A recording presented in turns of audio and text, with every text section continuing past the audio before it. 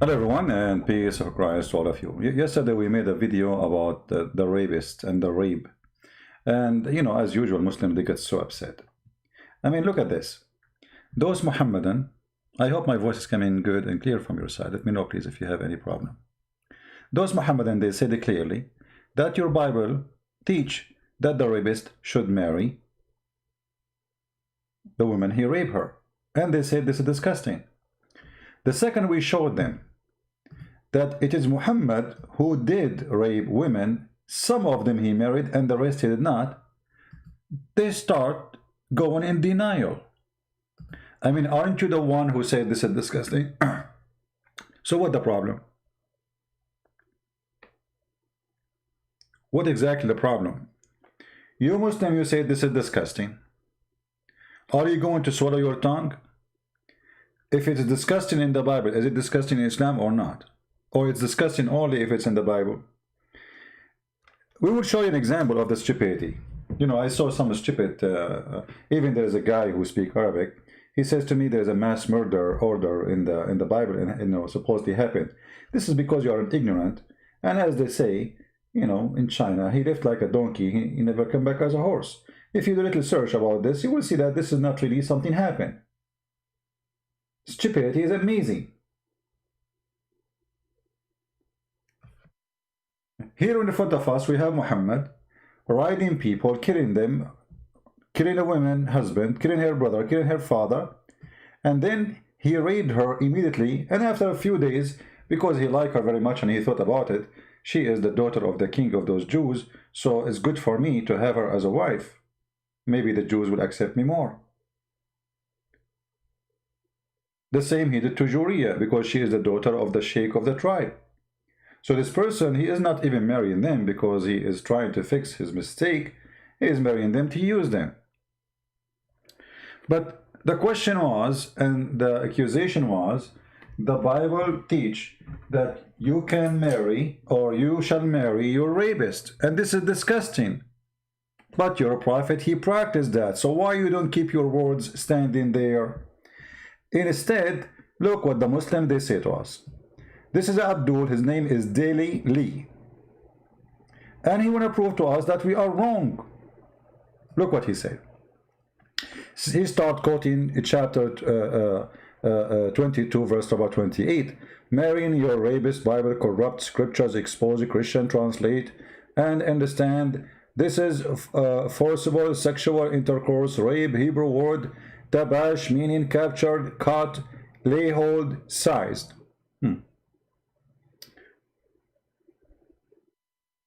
I mean, I never heard of a stupid person. He claimed that he knew Hebrew. He start posting for us translation. And this is all the translation he posted. Translated as rape. You see here, translation, rape. And what make it more funny, actually, he is posting for us website. Did you even go there, you idiot? If we go right now to the exact original text, what we will find? This is the original Hebrew. Let us go to the original Hebrew. Give me a second.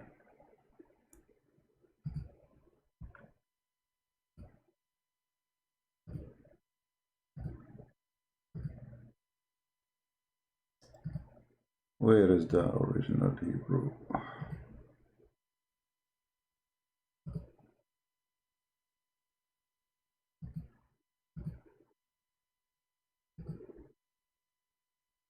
Let me find it. Give me a second. You see, always, in order to expose anyone, just go to the original Hebrew and you will see right away what the original Hebrew. We have, there is a website, they give it to you word by word, not just a sentence, not translation, or even letter by letter. Even letter by letter, not even word by word. Let us see.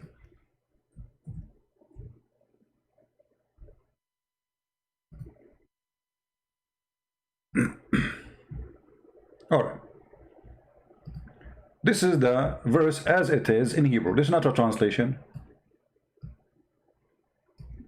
This is not a translation. So each word is there one by one. It has even a number. It has the meaning. It has the translation. And he size her. Size her here, it means he have hold in her.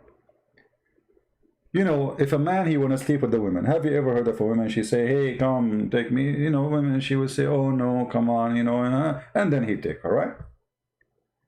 You will notice, you idiot, just to show you that you are a certified donkey. And sorry to use the word donkey with you. Look what you did.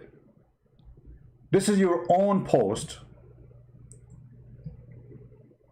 not my post. Isn't it, this is verse number 25 you posted? Okay.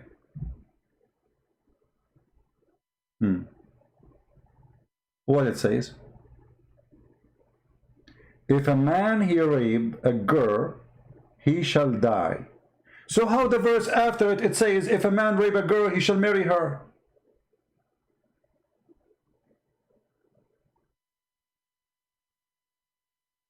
Guys, do you see the stupidity? If the verse, they are saying, if a man he rape a woman, he shall die. So how the verse after it says, if a man he rape a woman, he shall marry her? He die or he marry her?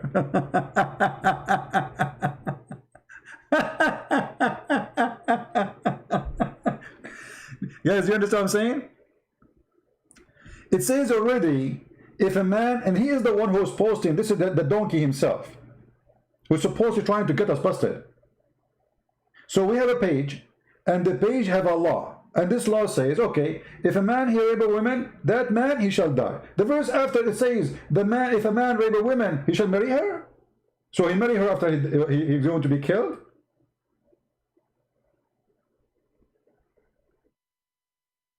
Stupidity is amazing, what I can say. And the dummy, he is the one who is posting this, not me. I mean, thank you for helping me.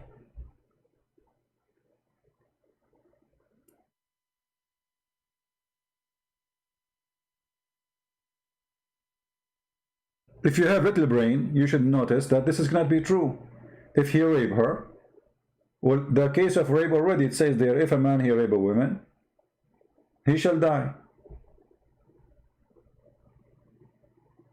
As simple as that. So obviously the second case is not a rape, because already the case of rape is described.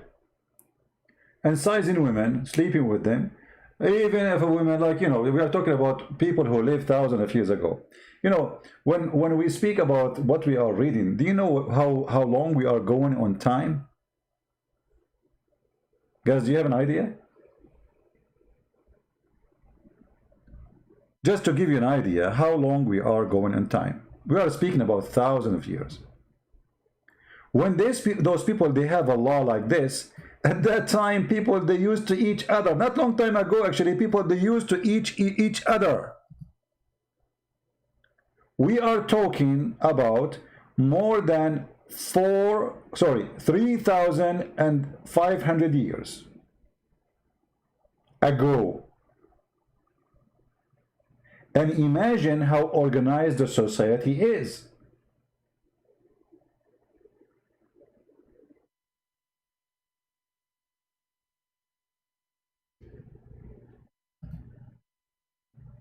You know what I'm talking about? We are talking about a time when nobody have a law, and rape is not a crime. I mean, you rape, so what? Rape. The strong, he rape the weak. The strong, he steal from the weak. Nation attack nation. They enslaved them, all the nation. The Jews, they took them like goats. All the nation, they took them as if they are goats. So we are talking about time where everybody lived by the sword and there's no law. So you are criticizing a law which is fit perfectly to solve a problem exist thousands of years ago. Yet in the Quran, when we read the Quran, we cannot find one verse in the Quran about the punishment of rape. The Muslim, they say to you, no, there is a verse. It says, the one who do mischievement, cut his hand. Coward, liar. That is not about rape. That is about using weapon. If you use weapon against anyone and you cause harm for him, that is mischievement. If the rape happened with the weapon, then you can use that verse, and all the scholars agree. Because then by using weapon against someone doing mischievement, then you deserve that punishment. But there's no punishment in the Quran for rape. The whole word rape never mentioned actually once. Imagine we have Muhammad who came 600 years after Jesus.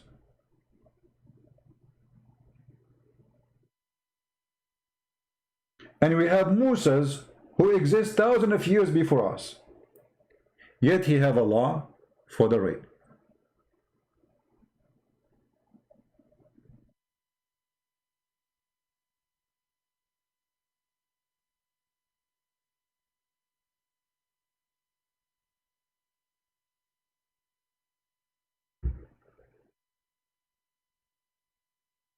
Here you see the hatred of the Muslims for our book, and they are so desperate.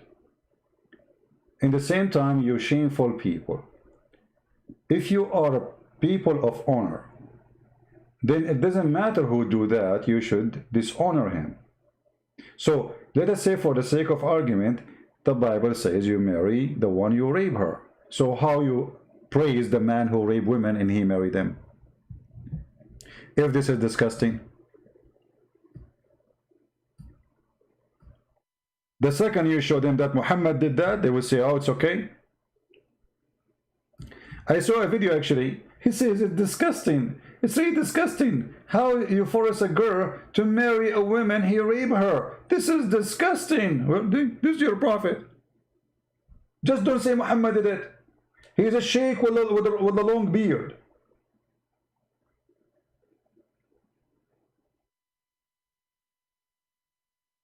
By the way, I did not post in the other channel that I'm going to go live on air. But, I said whoever here, no problem. Another guy, he posted for us, saying that in the Old Testament there is a mass murder, mass killing. People, they are dummy, stupid, and there's nobody want to read. Do you know that? There's, there is books explain the Bible very well. History. If you search for like a minute, you will find that many, as an example, here we go. This is an article I just found. A number of cases of mass killing apparently at God behest are recorded in the Old Testament. The flood in the book of Genesis. The cities of the plain, Sodom and Gomorrah, Genesis 18:19. The Egyptian firstborn, the Passover, Exodus 11:12. The Gentile under Moses and Joshua, number 21:2-3. And the rest. But if you do a little study, you will find that this is not really, the Jews, they did not do that.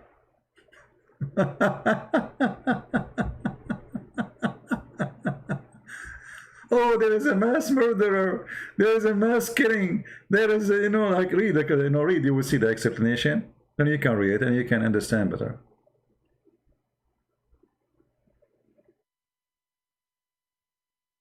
So, the appearance of the text, that is an order to kill and to slaughter and etc. Like when Jesus, when the Muslims, they say Jesus, he says, bring them in the front of me and slaughter them. Jesus is slaughtering people, but this is what Jesus speaking about in a parable way about what will happen at the judgment day. He will come as a king, and those who disobey him, they will be punished.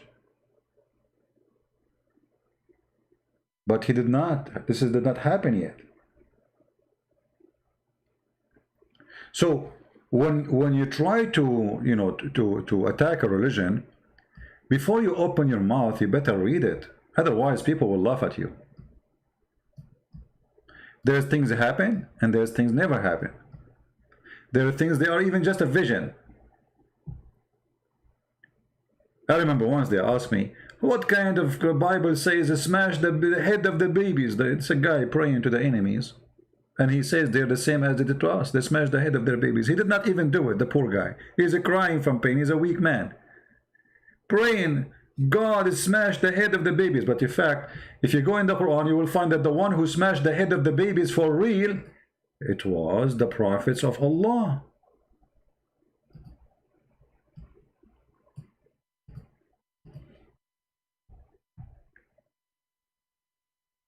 If you remember the story of Al-Khidr,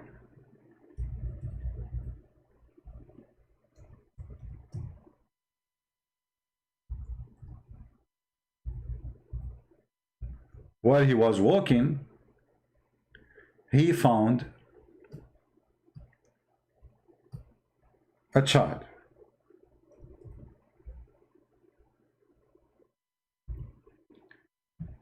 And this child, he did nothing. He was playing with kids. He was just playing. He's just a kid.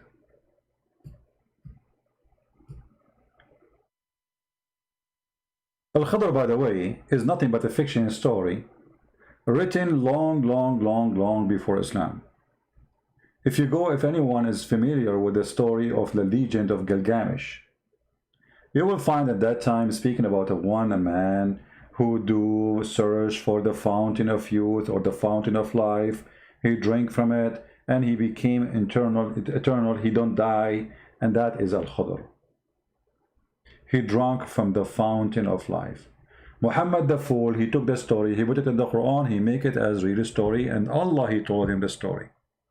And this is additional proof that Muhammad is a fraud.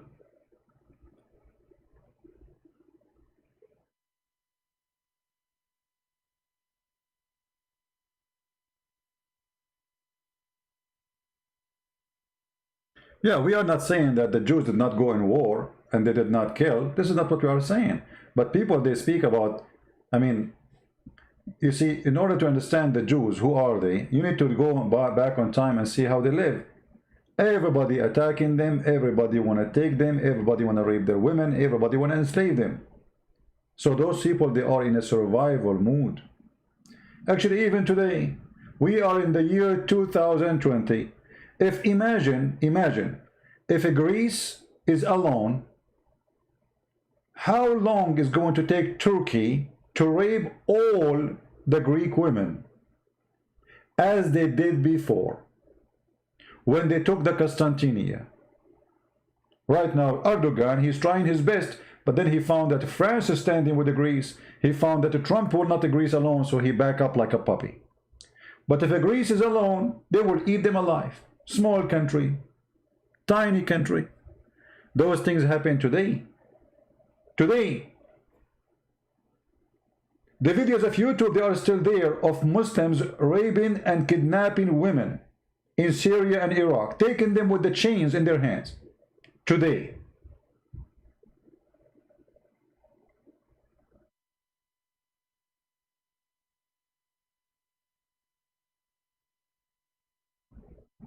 So they throw at you what they have. We are talking about the Jews who lived thousands of years ago. We are talking about Muslims who live today.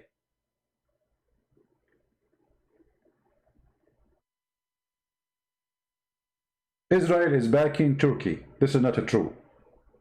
Israel is helping Turkey with arm. Israel is backing Turkey with technology. All the drone Turkey has is an Israeli technology.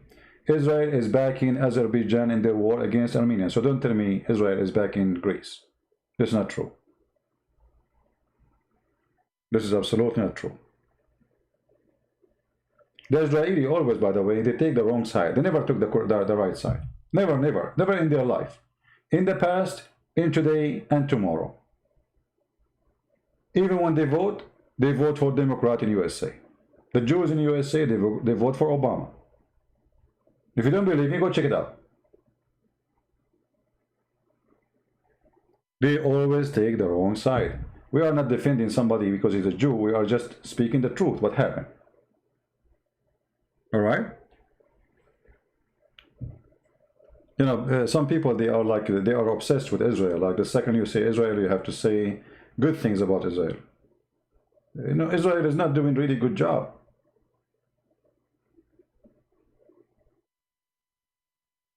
They never took the right side. Never. And count my words. Now they sign a peace agreement with Israel, right? Emirat and soon Bahrain. Just see soon, Netanyahu, he will pray with the Sheikh of Emirat in the mosque together, worshipping the same God. Just wait. They will claim both that they are worshipping the God of Abraham. Both of them, they are lying to each other. You know, the Muslim, he knew that he don't, and the other guy, he knew they don't. And yet, okay, let us pray to the God of Abraham.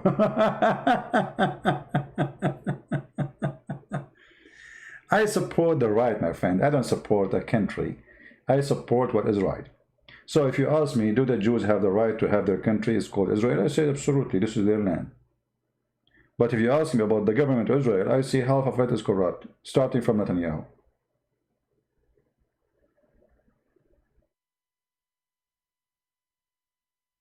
If there is no Russian base in Armenia, Turkey and Azerbaijan would eat Armenian in 2 days. Maybe, I don't know. If you see, if you demand, always when a person, he depends on others to defend him, I think this is the biggest mistake. You see, Israel, the only smart thing about them, they don't depend on America to protect them. They have already enough power to teach anyone how to behave if you try to attack them. And this is what all those countries should do. Armenia and Greece, etc. What if those friends did not show up? You know what I mean? Have it happened to you before that you have a fight and you look behind you, you found nobody, all your friends is gone? You know what I mean? Never depend on someone else to protect you. When you go in a fight, you count only on yourself because you don't know really if they will stand with you. So if you can make it by yourself, then you go for it. If you cannot, then don't do it. Because many, they will run away. All right? All the weapons of Israel has come from America. That's not true, my friend.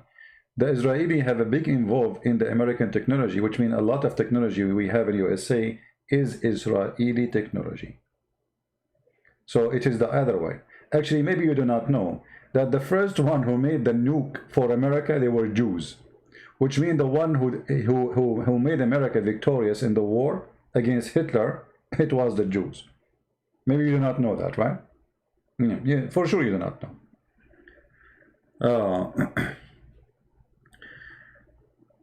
It's not America protecting Israel. No, it's not true. America, let us say, it's a heavy-duty friend to Israel. But the one who protects Israel is always Israel. When the last time America involved in war to defend Israel? Never happened. They don't. They can send you some extra airplanes, wherever, you know, but they don't go in war for your sake. Nobody will go for war for the sake of anyone. Anyway, so here the story in front of us about Al-Khadr. He saw a child and then he killed that child. If you go and read the interpretation, you will find that the interpretation saying, and this is again chapter 18 verse number 74. Let us go and see the interpretation. You will find that this supposed Muslim prophet, his name is Al-Khadr, he smashed the head of the baby. He hold him, he keep hitting his head with the wall or the floor, and he smashed his head with the rock. But Muslims complain about smashing head. There is a guy in the Bible says, God smashed their head. He did not even do it. He's praying from his pain. Horrible. How the Bible say that? This is a man saying that.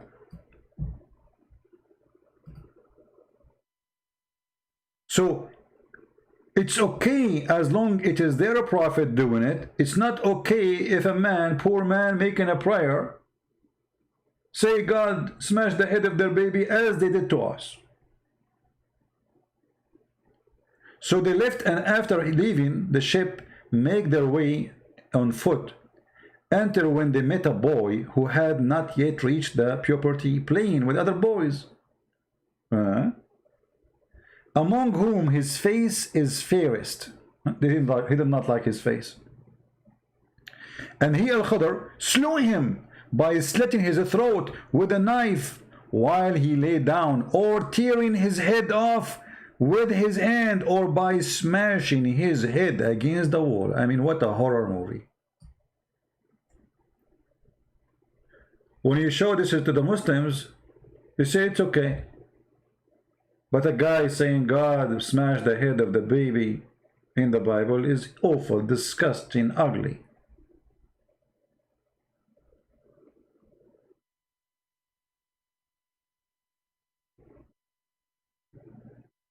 You know what I mean? Here we see the hypocrisy. What happened? So you made a challenge for us saying that the Bible is saying that a man who marry a woman, sorry, a rape a woman, he marry her. This is disgusting. Why you don't stand with your opinion? How come the second we show you that your prophet, he is a rapist, and he married some of the women he raped, not all of them? The second you show them that this is what your prophet does, they go in denial. So this is always what we see from Muslims. And then they say to you, look at this translation of the Bible. Look, how come Muslims, we show you translation of the Quran, you say it's wrong? The Bible translation can be the same. I can make a translation too. You can make a translation. You as a Muslim, you can make a false translation and print it and post it. And you can sell it.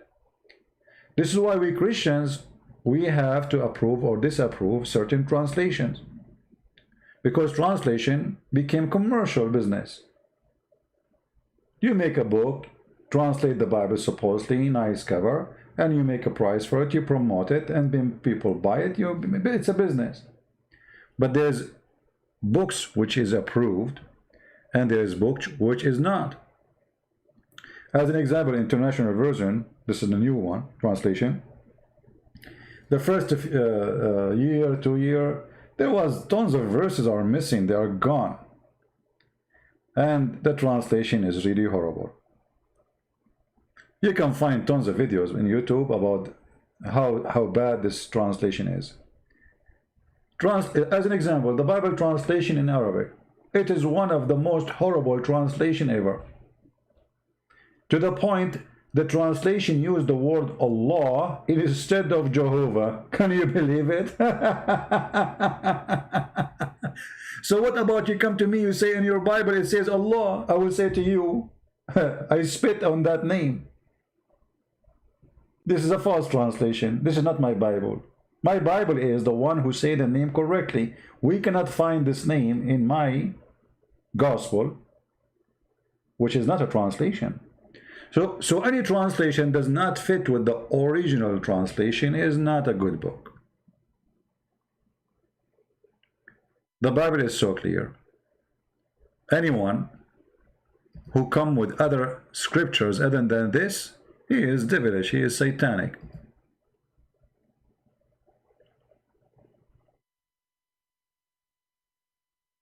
We have a kid here, he keep coming. His name is Yemen Warrior. I mean, this guy is Yemen Warrior, but he never joined war. There's a war in Yemen, but he is in YouTube.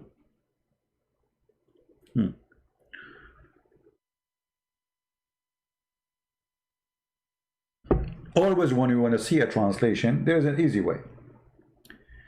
We have websites, they show you the exact word one by one.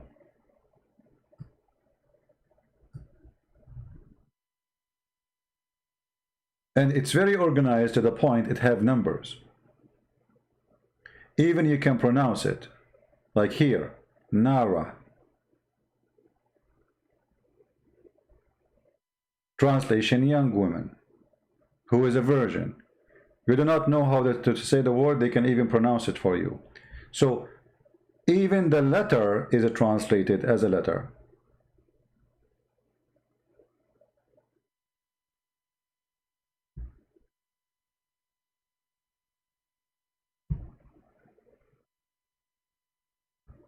And we have the Jews.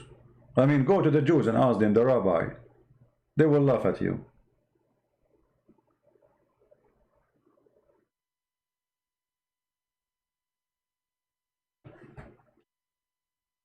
War is against principalities. What principalities? What war is against principality? What does that mean?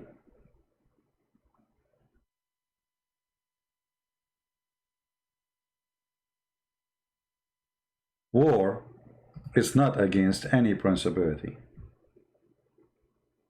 because war can come upon you, not necessarily you go to war.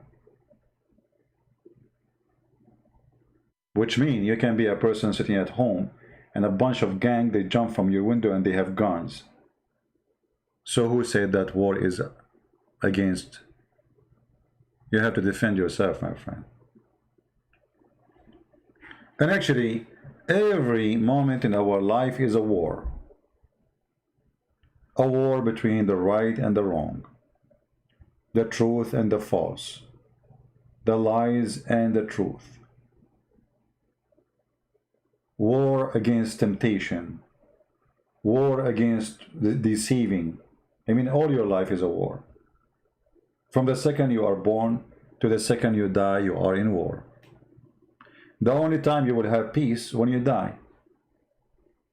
As long as you're alive, you're in war.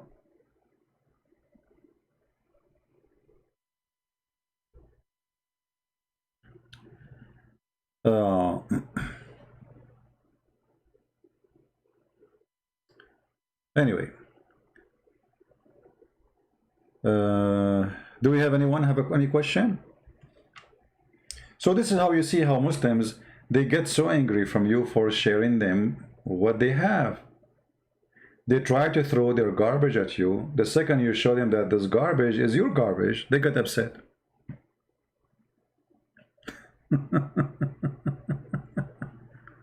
You know, this is the truth. This is the truth.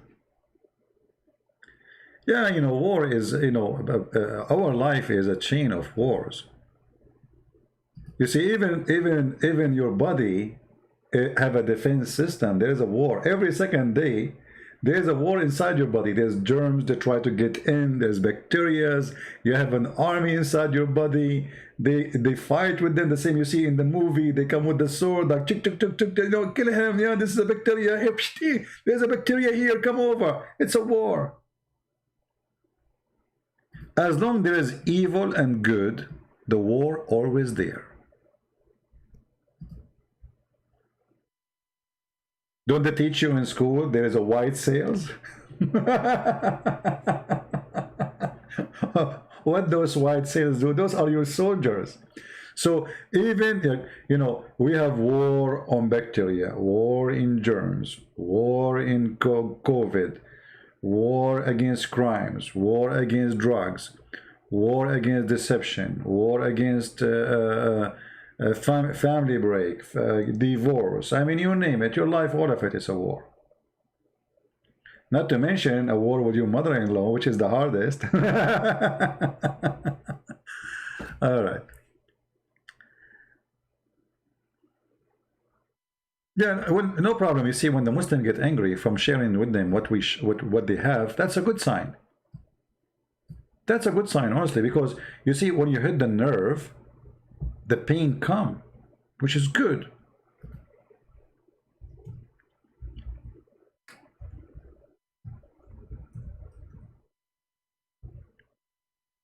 You hit the nerve. So what you expect?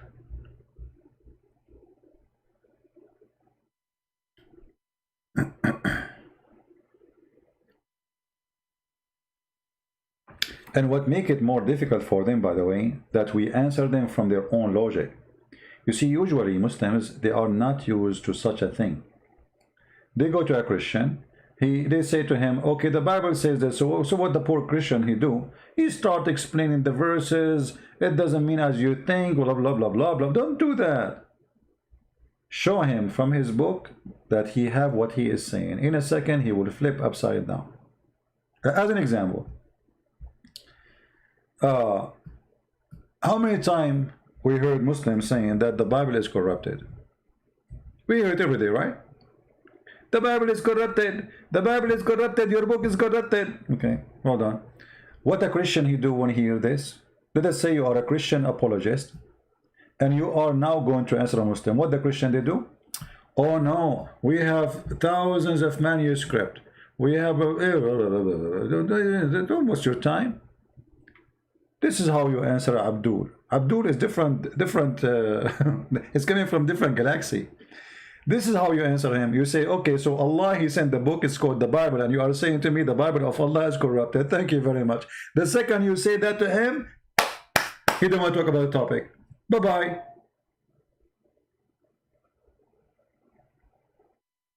I mean, how stupid the accusation is, because Muslims are not the same as the Hindus. Hindus don't believe in Allah, don't believe in the Bible, don't believe in gospel, don't believe in the Torah anyway. But you as a Abdul, who claim that Allah is the one who sent the gospel to Isa, and then you say to us that the gospel of Isa is corrupted. Who is the stupid here, you or me?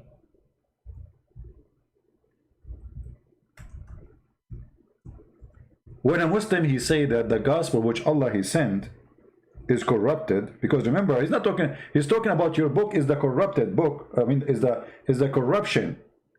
But he is saying that the Quran, the book of Isa, which Allah he gave to Jesus, it's called Injil, that one is corrupted. So what's my problem? Agree with him. Say to him, yes, the book of Allah is corrupted. In a second, he will start crying. He will change the topic. He don't want to talk about it no more.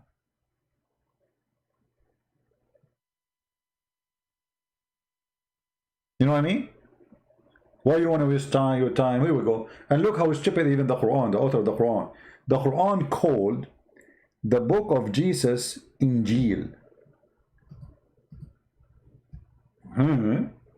Allah, he is quoting the Greek name? I thought Jesus was sent to the Jews, so his book should be in Hebrew. Why the book of Jesus called Injil? Any Muslim can tell us? I will tell you, because the donkey Muhammad, he was copying what the Christians at that time, they say he never heard of any other word. So he claimed that Allah, he sent down the Injil. If you ask Muhammad what Injil mean, they do not know. What Torah mean, he don't know. Actually, here we go. We are here. How many Muslims we have? God, did I say God knows? No, we cannot say that. The Shin of Allah only know how many Muslims are listening. Okay, how many of you Muslims knows what the word gospel mean according to Islam? No problem, Leslie. You know what we can do. I mean, I don't keep my videos for long anyway. They can spam. Any Muslim know? They don't know. Okay, what Israel mean? They don't know. What Abraham mean? They don't know. They don't know. What Isa mean? They don't know. What Maryam mean? They don't know. What Imran mean? They don't know. They don't know. Muhammad do not know. Allah don't know. You see, even when Muhammad, they ask him, they said to him, what is the spirit? Why are you scared of the Talmud? I am not scared of the Talmud. This is not my book, you idiot. You see, this is an example of the stupidity of those who call themselves Muhammadan. Why you are scared of the Talmud? So why you don't accept the Talmud yourself? Are you saying that the Talmud sent by Allah? Say it so we can laugh. You idiot is stupid. Your God never mentioned that book, so why you want me to accept it, me too? Do you see how stupid you are? Your God Allah, the Shin, he mentioned the book of David, the book of Abraham, which I don't know where it is. Where is the book of Abraham? Do you Muslim have it? The Torah, the Gospel, the Psalm, the Zabur. Okay, where is the Talmud? Did Allah mention the Talmud? No. So obviously you are a donkey. You think the Talmud is a book of God, when even the Jews agree this is a book of shish kebab, falafel. It's a magazine, you idiot. The Jews, they have a magazine. This is what the Talmud is. So your foolishness is beyond imagination. So you are saying to me, are you scared from the magazine? Huh? And actually, most of your story, your prophet story, is taken from that magazine. Like the punishment of the grave. Or what about Muhammad? He heard the Jewish women saying that most of the punishment of the grave is because of piss. Have you ever heard of a smart prophet like your prophet? Piss. So Allah will not torture me because I rape a woman. He will not torture me because I may be a child molester, or because a thief, or because a criminal, or because a rape, whatever, you know. But if you have some urine, brother, on your foot, Allah will torture you in the grave. Genius. Just because a Jewish woman, she said that, Muhammad, he took it, he put it in his book. This is your magazine. Aren't you scared of the magazine? It is you who is scared from the Talmud, not me.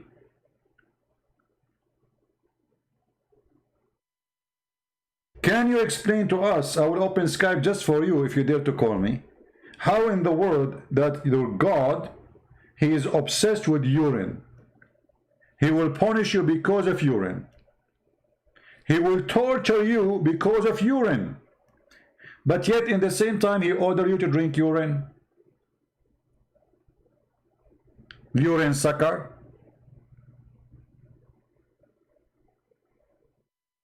I advise you to change your name to uranium.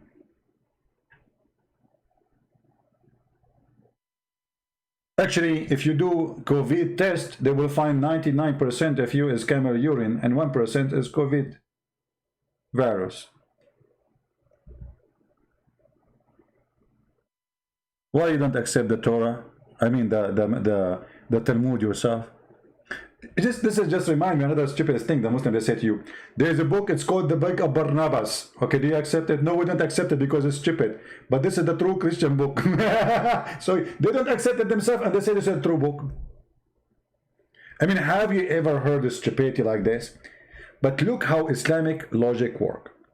Islamic logic work when they speak to someone, he's an average, you know, a normal human being, he do not know much. A person, he go to work. A lady, she is busy with her life, maybe, you know, she have kids, or, you know, a young girl, she don't know much. You know, they take advantage of you when you are ignorant, as simple as that. The second you are educated and you have a very high-speed computer in your head, in the same second, they will flee.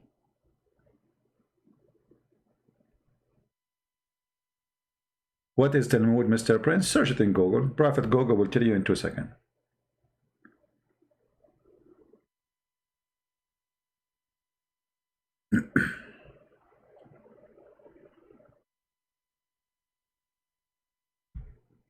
Ask yourself, if you have a little intelligence, how in the world there is a God, he will torture a human being in the grave because of urine? I want to know.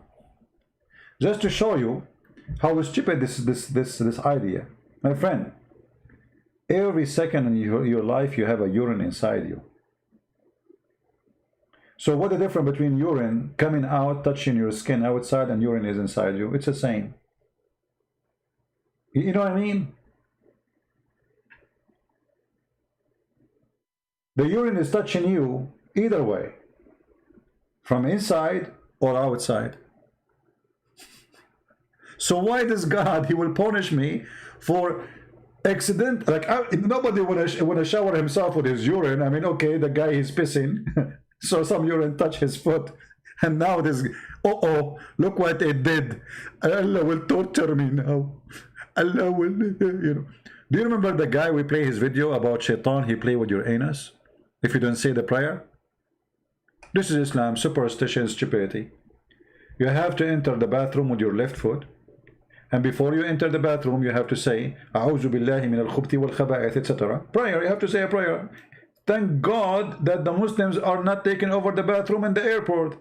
Because if everyone when enter the bathroom, he have to say the prayer, and then he enter with the left foot, and then he have to say, by the time they finish, we will miss the airplane. And if you don't enter with the left foot and you say the prayer, shaitan, he go inside your anus and he block it and he play with it. Oh boy. Actually, one of the most hilarious hadith of Muhammad, when he said that when a Muslim he pray, shaitan take hair from his anus. I would love to see a YouTuber Muslim make a live stream. Put the camera behind your anus. And trust me, many, they will watch the miracle of shaitan taking hair from your anus. Who wanna prove that this is true? Who is the brave of you? And you know, guys, imagine, I mean, shaitan taking hair from your anus, and he will not stop until he make you fart. And he hear it and he smell it. Not only he make you fart, like it have like to come like, you know? And then shaitan, now bingo, we are good. And then he will leave you alone. What is this, man? This is a prophet of God.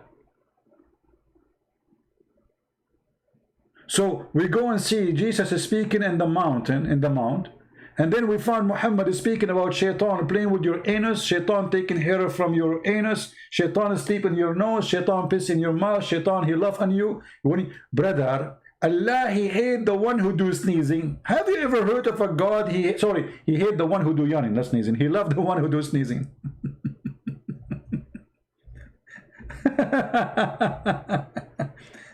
Once I opened a chat room in Paltalk. It's a program, it's called Paltalk. It's called Let Us Sneeze for the Sake of Allah. The Muslim went not. I mean, come on, why you get upset? Allah, it says, indeed, Allah love the one who do sneeze, and he dislike the one who do yawning. What I would do with this now? And the funny, by the way, guys, just to show you, I'm not going to show you the hadith because I have a reason, and I will show you later. There's an article about how Prophet Muhammad, he fought and advised about COVID-19 1400 years ago. Okay. The Prophet, he said, when one of you, he sneeze, cover his mouth. When he yawn, cover his mouth. How the Prophet, he knew that this is a health issue? You idiot liar. You're a prophet, he asked you to do that because he claimed that shaitan, he will jump inside the opening.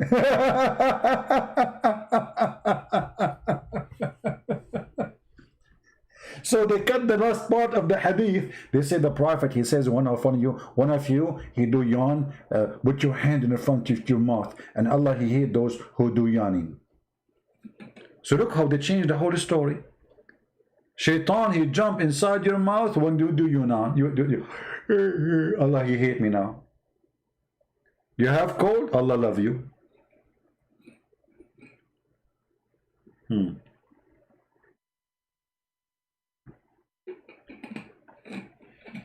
know how I imagine Muhammad? He's like a silly, stupid idiot reclining in his ass, and he is thinking about something stupid to say. Brothers, listen, my followers. Jibreel, he told me that Allah, he loves those who sneeze. Actually, there's a hadith. It says that if your brother, he sneezes, say to him, Irhamukallah, may Allah have mercy on you, because supposedly you die, according to the fiction. And then if he sneezes again, say to him again. But if he sneezes third time, that's when he have a cold.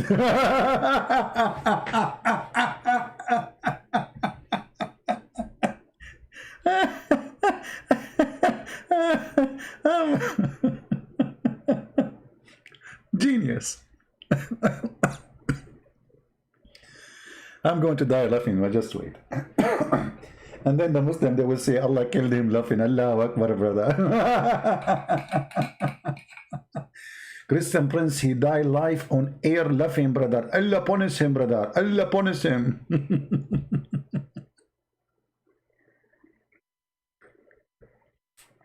Abdul, we will die anyway. You idiot.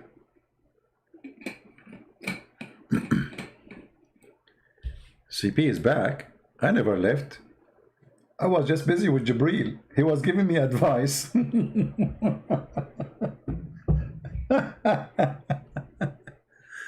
Oh boy. Don't lose your voice. I'm not going to lose your voice. I can sing for you. Let us sneeze for Allah. Let us sneeze, mashallah. Let us sneeze, don't fart, for you are scaring her.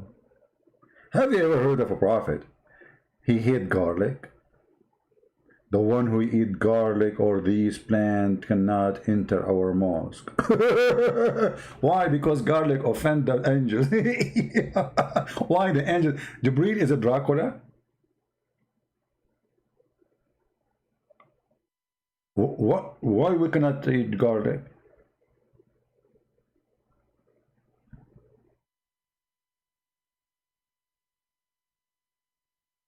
Do you know that garlic is very healthy? Someone is asking me, what do you do for a living? I live. Do you? My friend, a person like me, it's very easy for him to do anything for a living. I will give you an example. I live in America. I have degree in Islamic law. I speak Arabic. Do you know how many big company organization they can hire me in a second just because of those things? You cannot imagine. So don't ask me what I do for a living. None of your business. What I do now is exposing and spanking Muhammad. Actually, this is what I do. I spank Muhammad. What do you want more? You love garlic? Shame on you. What if Allah now He punish you for loving garlic? Sorry to tell you, you cannot enter the mosque of Muhammad because you eat garlic.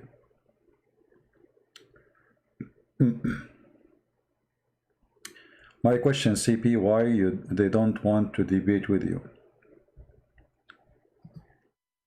The answer is very simple. You see, your reputation speed you. I will tell you something about when I was a kid. The first thing the teacher, he come to the school, he mentioned my name. He say, who is this guy? Stand up. He said, listen to me. Don't think I am the same as the other teacher. You cannot do to me what you do to other teachers. And all the students, they say, yeah. The teacher is new in the school. He knew no one, but he heard about this student in that classroom. So he's giving a warning. Don't do that to me the same as you do to others. I'm not like the rest. So this is what the Muslims are. They don't dare. Otherwise, who is holding them?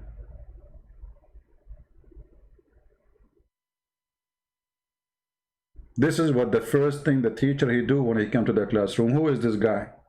Stand up. Listen to me. If you think I am like the rest, I am warning you. I am totally different. I will teach you how to behave. Never do that to me. I did not say anything yet. I did not do anything. What this guy is talking about? Your reputation speeds you, my friend. Yeah, proceed you. Thank you for correcting my English, Sarah. By the way, Sarah, in case your English is not good, I am the one who taught Shakespeare how to write his book. Actually, Shakespeare is my uncle. He was an Arab, and his real name is Shakespeare.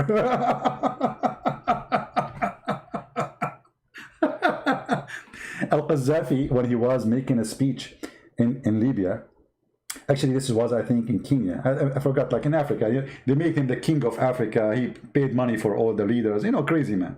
So he said, in fact, Shakespeare himself is an Arab. And his real name is Shakespeare. Like, what the heck? Shakespeare is an Arab and his real name is Shakespeare.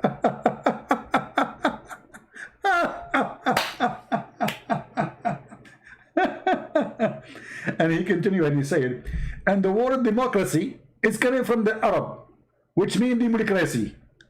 Demo what? Democracy, which means bring the chairs.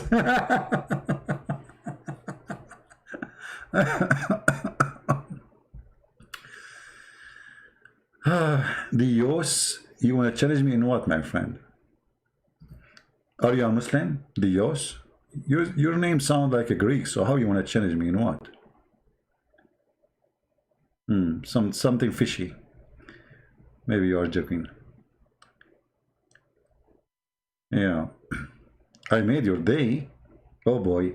Don't say that. The Muslim, they will accuse you saying they are saying Christian Prince is God. He is the creator. English is funny. You made my day. I mean, literally, by the way, English is funny. Like running nose. First time I heard this word, like running nose. What does that mean? How in the world the nose is running? Just let it go. English. Any Abdul? You love me? Oh boy. I'm sure you don't mean it. What do you think about preservation of the Quran? I believe the Quran is preserved letter by letter and word by word, except what Allah said, that Allah will cause the Quran to be forgotten and to be abrogated. I mean, it's very funny, the Muslim, they say the Quran is preserved, when the Quran says, no, it's not. Isn't it the Quran said that any of our revelation we cause to be forgotten or to abrogate? We will make something similar or better. Even the Quran says we will make it forgotten. And which make it more funny, he says, nunsiha. Nunsiha? What the heck? وما ما ننسخ من آية أو ننسها نأتي بخير منها أو مثلها. Any verse of our revelation we cause to be forgotten. I mean, what kind of a revelation? Hey brother, did you hear my revelation? What revelation? I forgot to tell you. I caused you to forget it.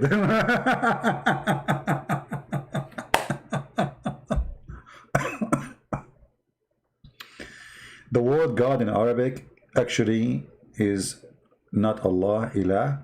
Ilah is not an Arabic word. You see, all those words, there's nothing called Arabic. Arabic is not a language by itself. Arabic is a collection of languages. Most of it is coming from the Aramaic. So when we say ilah, it's not an Arabic word.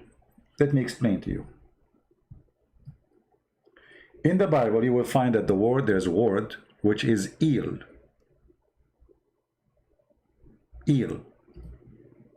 So that is the word we are talking about. Oh, we are typing in Arabic, sorry.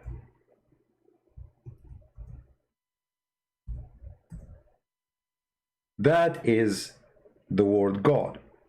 So when you say ilah, you are saying the God. The God. That is not a name of God. And that is not Arabic. And that is not even Hebrew. That is Aramaic. All right?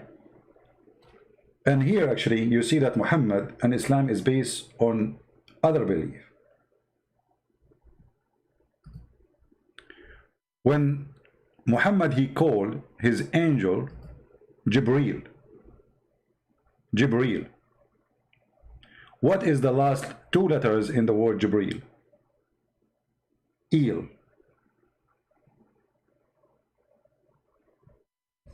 So how Allah have 99 names or 99 words attribute to Allah, but none of them is Il. And then Jibreel is an angel, he belonged to Il. You know what I mean? Israel, Mikael, Israfil, Ishmael. There's, you know, those, I told you, there's nothing called Arabic. So there's many words, all of them, they are not Arabic, like Rabb. Rabb, it can be found in the Aramaic, it can be found in the Hebrew. Don't you say Rabbi? Rabb, Rabbi, that is God. You can find it in the Quran too. Rabbu hadha al-bayt. Or Arbab.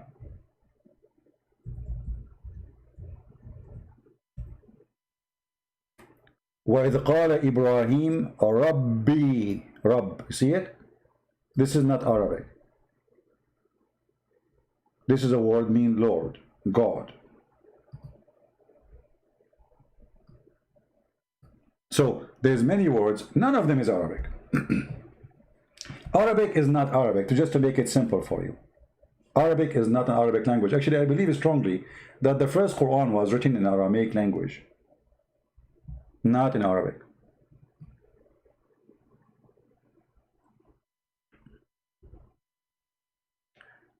Any other question?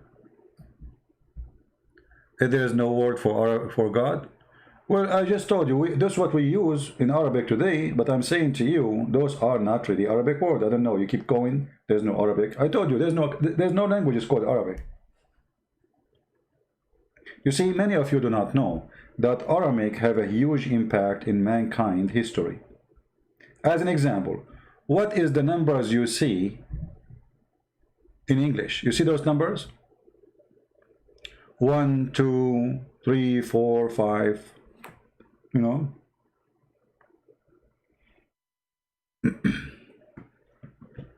the numbers are the Aramaic alphabet. Alif is 1, 2 is B. The Aramaic, they have a very unique system. Super intelligent nation. So the alphabet itself is numbers.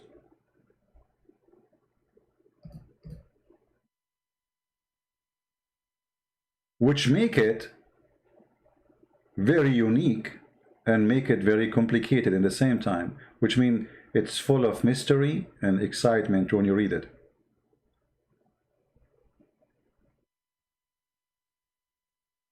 I do many insult.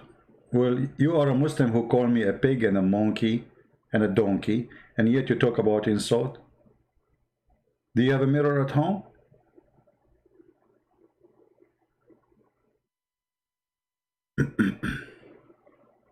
CP has a PhD in comedy. No, my friend. You see, for you, what is comedy is me saying something you were not expecting. That because I have a very fast processor. Do we have any other question?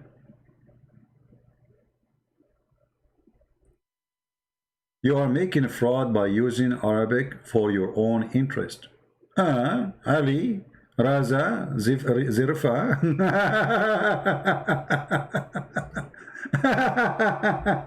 Let me ask you, Mr. Ali. Did your God Allah, he learned Arabic from the Arab, or he is the one who created the Arabic? Guys, listen to the answer. The Muslim now is going to get me busted. Let me show you what Ali is upset. Shame on you. Shame on you. You know, Ali, I hope you are not like one of those guys who put makeup in their face. I mean, the shame on you here sound very weird. Shame on you. You are making fraud by using Arabic for your own interest. Can you explain to us from your dictionary what does that mean exactly? And what is that icon in your picture? Is that a mullah? Are you one of those mullahs who decorate a kid and he dance bachabazi? Are you one of them? Once a Muslim girl, she was so upset from me. So she sent me an email. She's saying to me, so what if your voice is so sexy? I hate you, I hate you, I hate you. And I said myself, that's a lot of hate. And look like Ali is one of those.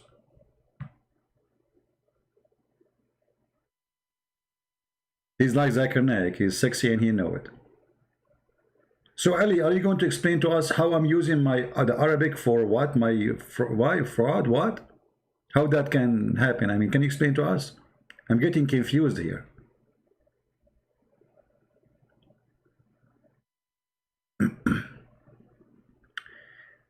Do you ever have in-person debate? That would be awesome. Trust me, it's not going to be awesome. That will not be awesome.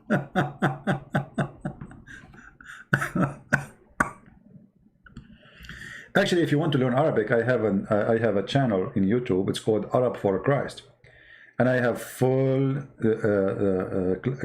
class for many class to teach you from the zero until you know how to read and how to write. All right? So if you want, you can go and you can watch and you can practice. So what happened to Ali? Ali is there. What happened to Ali?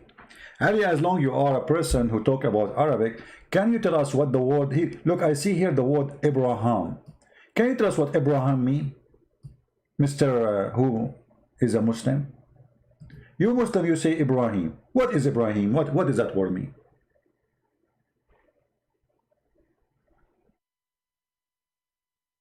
Anyone? Can you explain some verses, virus in the Bible? You mean verses or virus?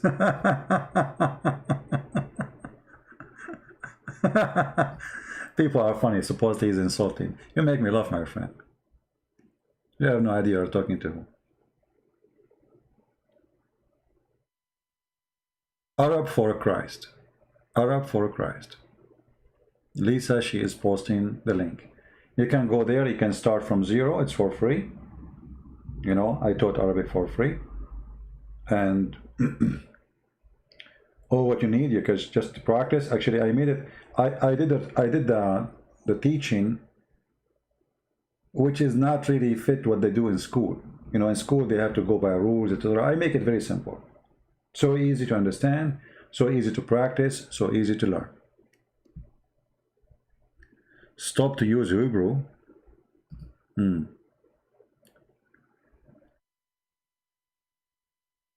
Verses. Okay, no problem. Well, my friend, we have our brother. His name is Sam Shamoun. If you have any question about the Bible, go to him. For me here, I am in charge of Muhammad. I talk about the Bible sometime, like we just did, but it's not really my topic. And I will tell you why I don't really speak too much about the Bible. First, my English doesn't help me. The Bible it's very sensitive, not like the Quran. Quran is a stupid book. The Bible, if you say the word, you know, my English is limited. So if you say a word which is not really the right word, it can be a change and different. In the case of Islam, because I see the words in Arabic, so I know the original meaning.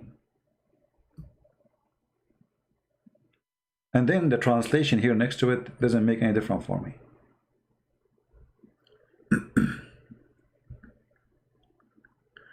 There is an Arabic translation, but I need to search for it, which is good.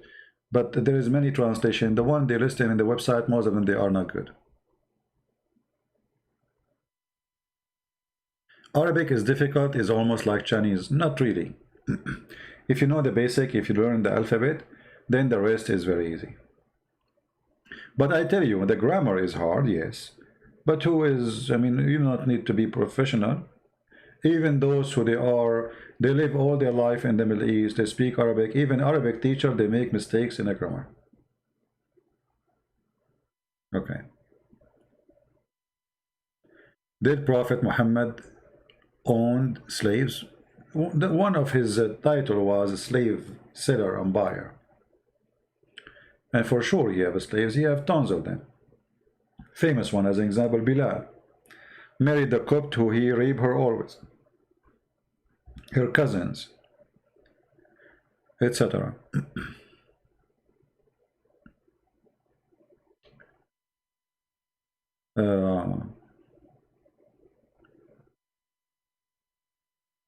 Any other question? Birthday. Sam Shamoun, today is his birthday. Oh, okay. I never celebrate my birthday, by the way. It was not a good day anyway. All right. Why you are in America? You scared? Sure, I'm scared. Why you are not in America? Are you scared too? Are you scared from Trump?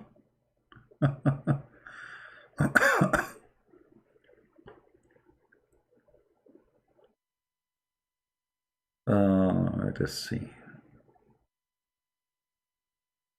Can you explain about tomato? Tomato? You mean tomato? I'm not sure what you mean.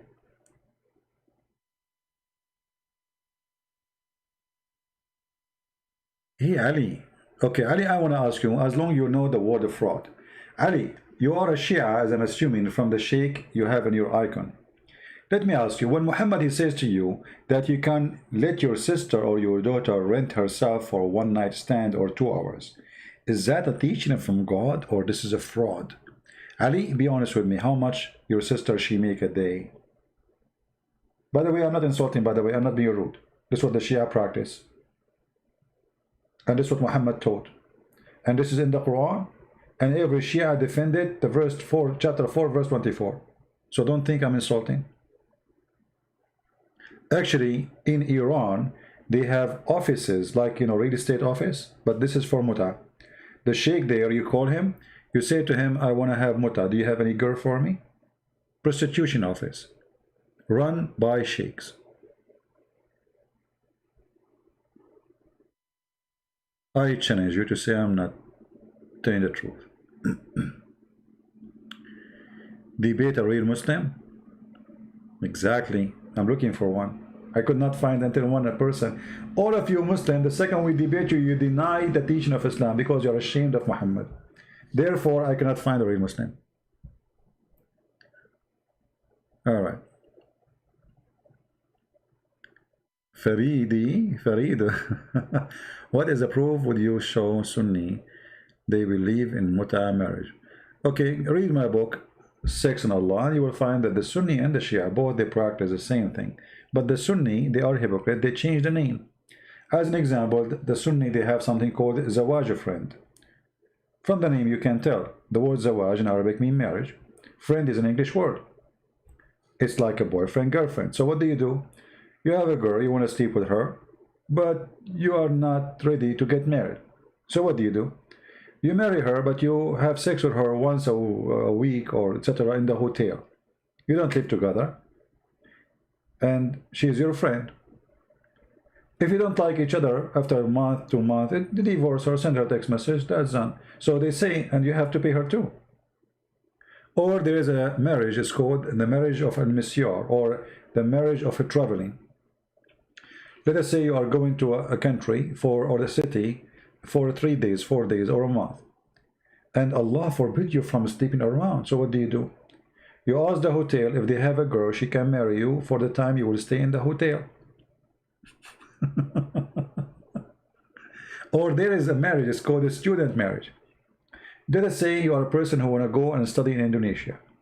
So you ask a girl from Indonesia to marry you, you fool her, you tell her I want to marry you. And then when you finish your school, bye-bye, you divorce her. So Muslims, Shia and Muslim Sunni, they practice the same thing because women for them is a sexual object.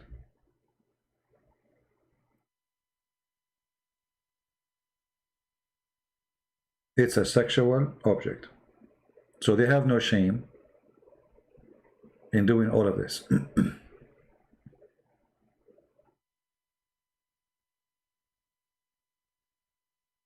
Explain Islam, alcohol, drunk, activities. Well, first of all, you notice that Muhammad, before he forbid the alcohol, he was a drunk man, and the Muslims, all of them, they were drunk. And what make it more funny, the Quran praise alcohol. Allah, he speak about alcohol as it's a great sign from Allah. It's what? It's a sign, it's a miracle. Chapter 16, verse number 76.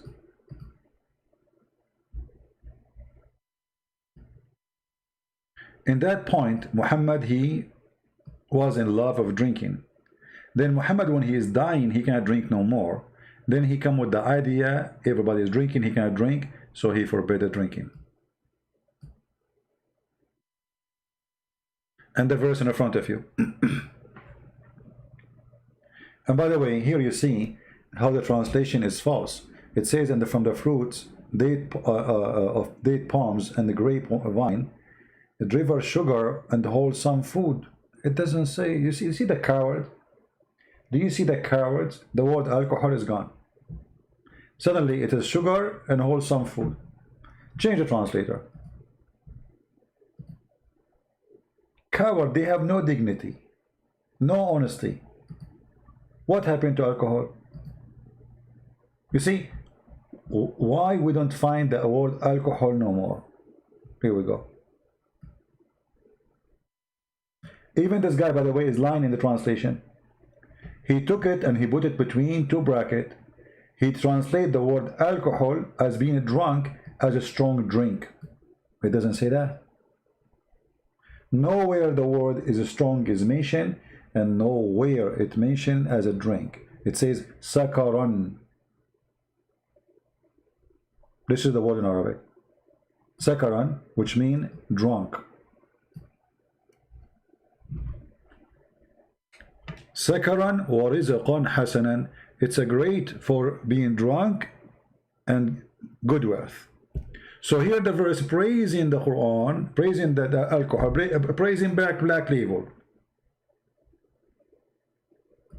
Change the translator.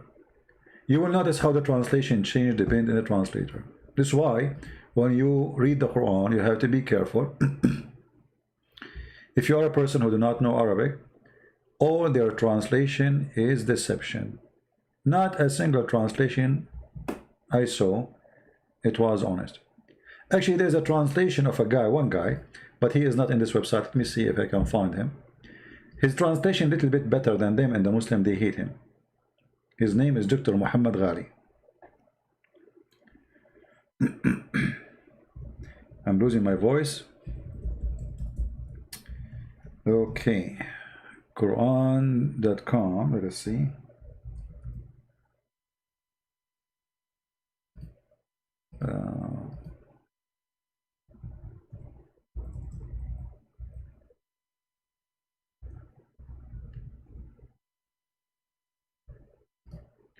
So if you notice here, this is Quran.com website. This website have options to add more translation, right? This is Sahih International. But look, even Sahih International, it says, you see the word? Do you see it? Let me zoom in. How come in the other translation this word disappear? And how it can be something will make me toxic, drunk, yet it is good provision. And how that is a sign from Allah. At that moment, Muhammad, he was trying to make people who they are gang, drunk people, to join him. So he stopped praising alcohol.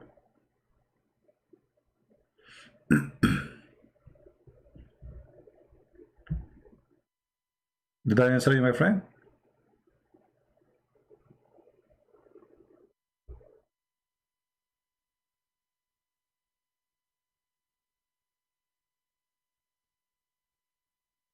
Yeah, actually, I need to take maybe not a vacation. I mean, vacation, let us say, from going live on air, because going live on air is taking too much of my day. And when I finish, I don't feel like doing really writing anything.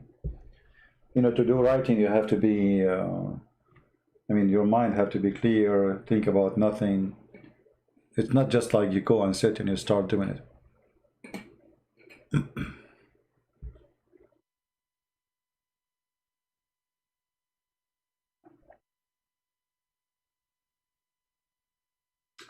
Good to drink water. This will remind me when Allah, he says, وَجَعَلْنَا مِنَ الْمَاءِ كُلَّ شَيْءٍ حَيٍّ, and we made from the water every living thing. But the idiot, he forgot that he said that Allah created the angels from light, and the genie, he created them from fire. Oh boy. You're welcome, my friend. All right. Anyway, guys, if you like to follow us, to know that we are going to go live on air, always subscribe to my Patreon. And Patreon is not necessarily you are going to donate. You can still do no donation. Subscribe there. This way you can follow us when we are going to go live. You will receive an email from Patreon that the Christian Prince is going to go live. For sure, we appreciate those who support us. Always your support is a blessing, and it is needed. However, our service is always for free, and it's for the poor before the rich. So you donate, you don't donate, still you get the same thing. I'm just telling you, I treat no one different. The one who donate, yes, I want to say thank you for helping me donating. I appreciate you, but I don't treat people differently. Simply for me, all people are the same. There's people they can help. There's people they cannot. I love them all. Same time, the Lord, he knew the heart of the person. He knew who can help, and he would to help if he can. And he knew the one who can help and he don't. So what do you do is between you and your Lord. And what I do is between me and my Lord. However, my service is for free. So I want to say thank you. I really appreciate you to be here. I hope one day I will be able to finish the translation. Drink honey to my throat, not camel urine. Are you sure it's honey only? What about camel urine? No? I thought camel urine would be better. Yeah, because sometimes I see people, they ask me, if we subscribe in Patreon, do we have to donate? No, you don't. Actually, most of those who they are in my Patreon, they don't donate even $1. This is why you see a big number, you know, of people who subscribe, but they are not really people who donate, right? Most of the people actually who listen to me, they are poor people from Indonesia. And actually, this is why I make my time early in the morning, my time, so Indonesian people, they can join us. Did you notice? So I can say most of my service is to the poor who they are in South Asia. That's why I gave my books to them for free. Totally for free. Not because I'm rich, but because I love those people. I know they are poor. So which one is important for me? To make some money, or to give my books for free for those lovely people? I gave it to the Russian, Malay, Albanian. I know those countries, they are not really, you know, they are poor. So what we have? We have Russian, Malay, Indonesian, Albanian, Serbian, and a Polish book. Serbian, I did not publish it yet, soon I will publish it. So I mean, what I can do more, right?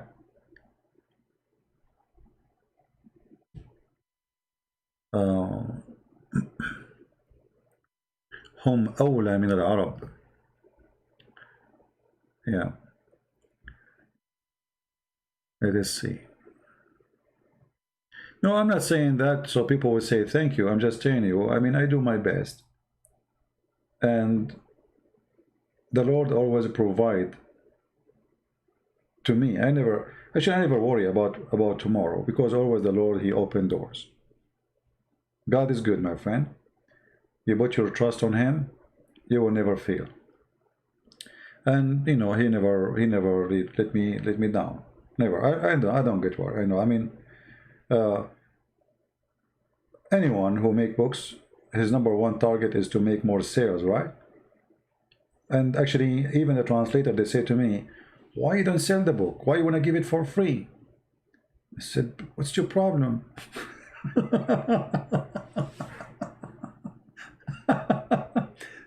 You know, one of them, he said to me, you don't understand, many people think if you give it for free, they think it's not a valuable book. And he's right. People, when they see something for free, they think it is nothing. You know what I mean? But at the same time, I said, well, there is people like that. But there is people anyway, they are poor, they cannot afford it, and they would love to read. So why I want to judge by the one who think that he will not buy, and obviously those who have the money. And by doing that, I will not allow the one who have no money to get the book.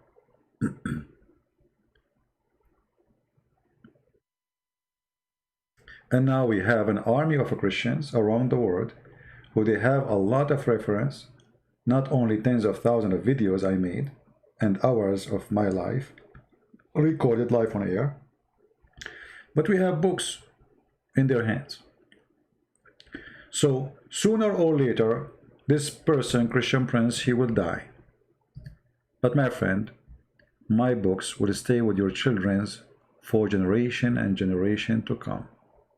I bet you, if, let us say, the Lord, he come after 1,000 years, 2,000 years, we do not know. Those books will stay in the internet forever until the Lord come. How beautiful that is. I will be dead, I will be dust, I will be demolished. But my book is between the hand of someone is young, learning the truth. That alone is a joy.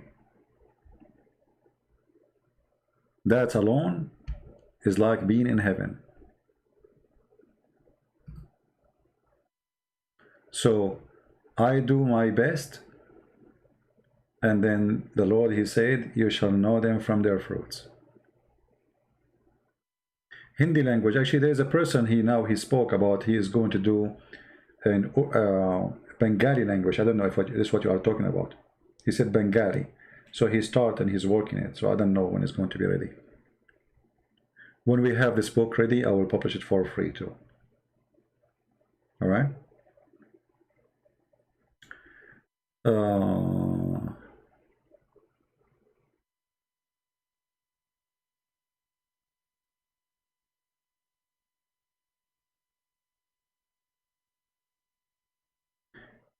Yeah, but you know, these days, like, I mean, books is the internet. Um, I mean, this is the easiest way to receive books. Actually, the internet make my life different, to be honest with you. If not the internet, how I'm going to be talking to you? You know what I mean? Even my books actually is possible because of the internet. As an example, I live in America. I don't have access to the physical books. I have my own library, but it's small. So how I can find all those books? There's tens of thousands of books. It is the internet. So the internet gave me a great deal of access to books, which is impossible for me to have. Like I have tons of stories and a hadith and things in my head, in my memory. But when you make a book, you have to write the page number. It's not enough to say, it says that. You know what I mean? When you write a book, you cannot say in Islam it says that. People, they need to see where, which page. Imagine we show Muslims which page. We give the number, and still they accuse us of lying. Look like I'm losing my internet. I hope not. You know what I mean? We show the number. Did you see the Muslim, they make a video? The introduction of a Christian Prince in section of Allah, it cannot be found. Idiot. And I promise, if he can find it, I will do apologize. And then we got them busted. It's there. Right? So you cannot make a book by saying it is exist. This story exists in such a book. You have to give the page number. You have to give the story number if it has a number. Otherwise, people, they will be all over you. Right? This is why the internet is extremely important for the work I do when it comes to research and finding, reference. Even I knew it. It's in my head, but still you need the internet to get an accurate numbers and reference. Otherwise, and by the way, all the numbers you see in front of you, like here in the hadith, those are not accurate. You see, if you go to the book, the Arabic book, you will not find those numbers. Like here it says, English reference, book number 40, hadith number 2746. And then it says Arabic reference, book 43, hadith number 297. This is not true. When you go to Arabic reference, you will find different numbers. Depend in the print, depend in the version, depend in etc. And maybe many of you do not know. Like when the Muslim, they say as an example, Sahih al-Bukhari. There's no such a book. Al-Bukhari does not exist. You see, this is Al-Bukhari. They claim this is a book made by Al-Bukhari, but nobody have a book for Al-Bukhari.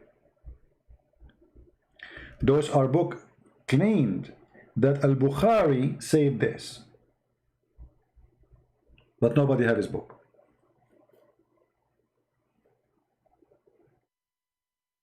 You know what I mean? Look, all of this. The guy, his book is not exist. Same as Sahih Muslim. Nobody have it. The same as the Quran. Nobody have the Quran. Look at this. All of those books. And the Muslim, they say that this guy, he was memorizing all those hadith in his head. Who in the world wanna believe such a garbage?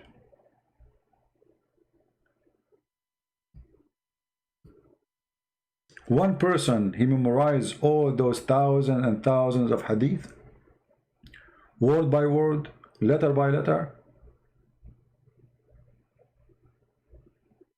This is why I believe that Islamic heritage is a chain of, let us say, collection of stories made by many people.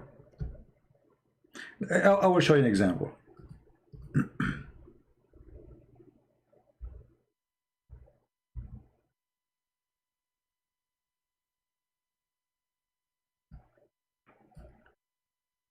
Narrated Aisha, she said,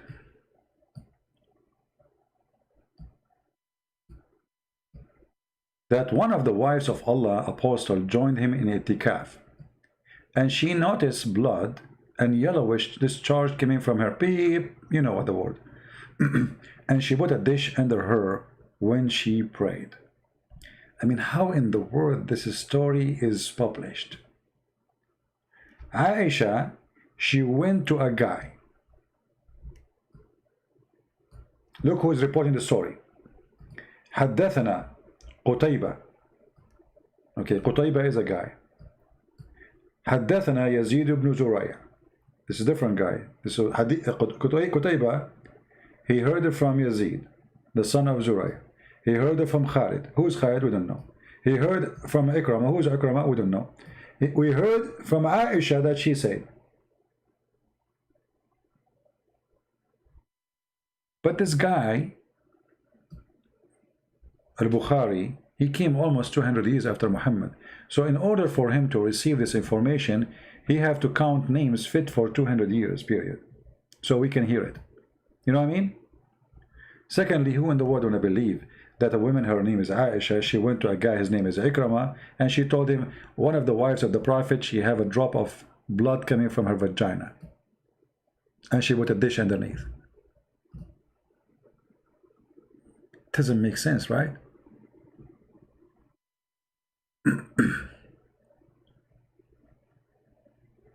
First, this is stupid. Secondly, disgusting. Secondly, this is not something to publish. What is this? Or the Prophet used to kiss me and suck my tongue.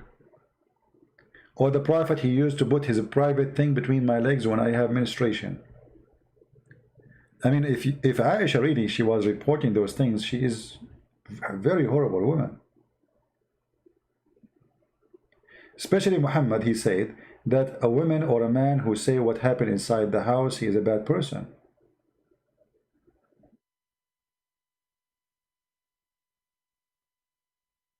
Imagine Aisha, now she have Instagram and she posts this. One of the wives of Allah Messenger has joined him in itikaf, and she noticed blood, yellowish in discharge, and from her private part, he put a dish under her. When he pray, she pray. Breaking you, breaker. What is that? What is this? And then a guy who came 200 years after is reporting this.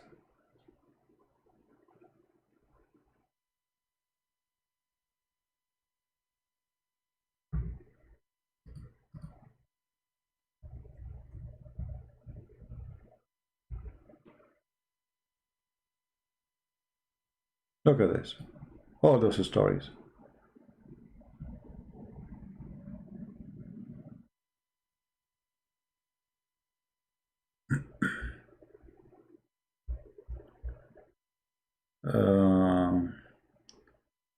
Sneaker Corner is good channel for historical. Yeah. Well, you know, all of you, you can, you see, all of you can join the mission with us, Scott.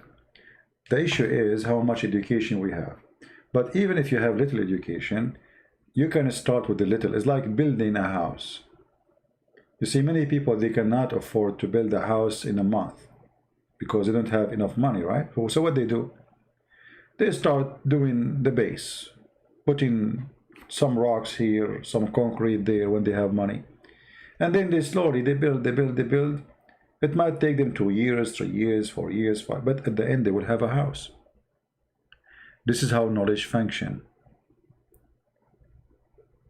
Nobody will receive a house from the first day. It's going to take you a lot of work, a lot of time. If you ask me how you became who you are today, I spent my life reading. And since I was a kid, I spent all my time, you know, like, yes, I was very active kid, but I used to read a lot. I used to walk almost 45 minutes to a big library. And in the library, they have a section for children's and section for adult. I cannot get into the adult. I hate the children one. There's nothing there but Mickey Mouse.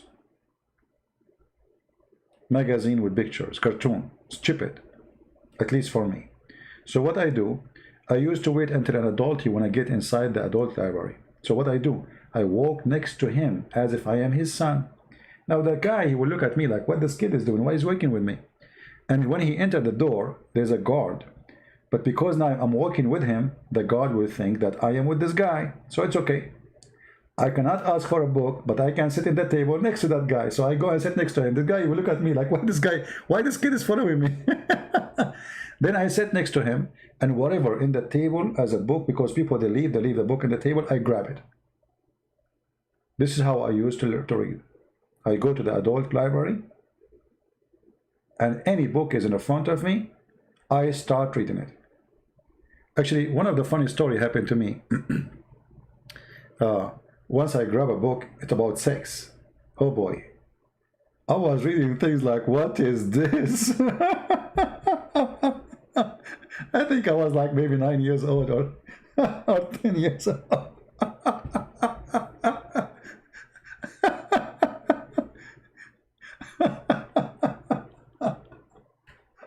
Unbelievable. I cannot forget that day. You know, it was really horrible. I was so upset. I was so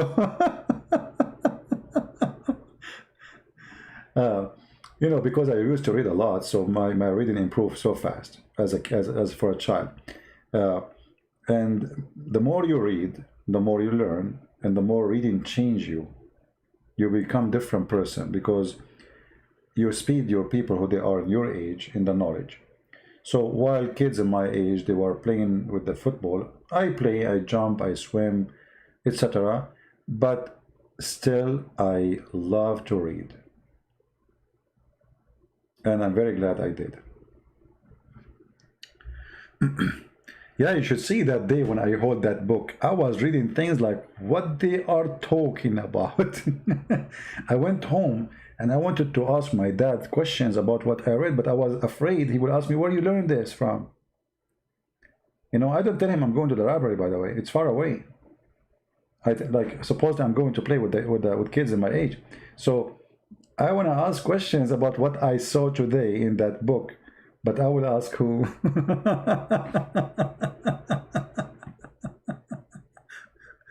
Yeah, anyway.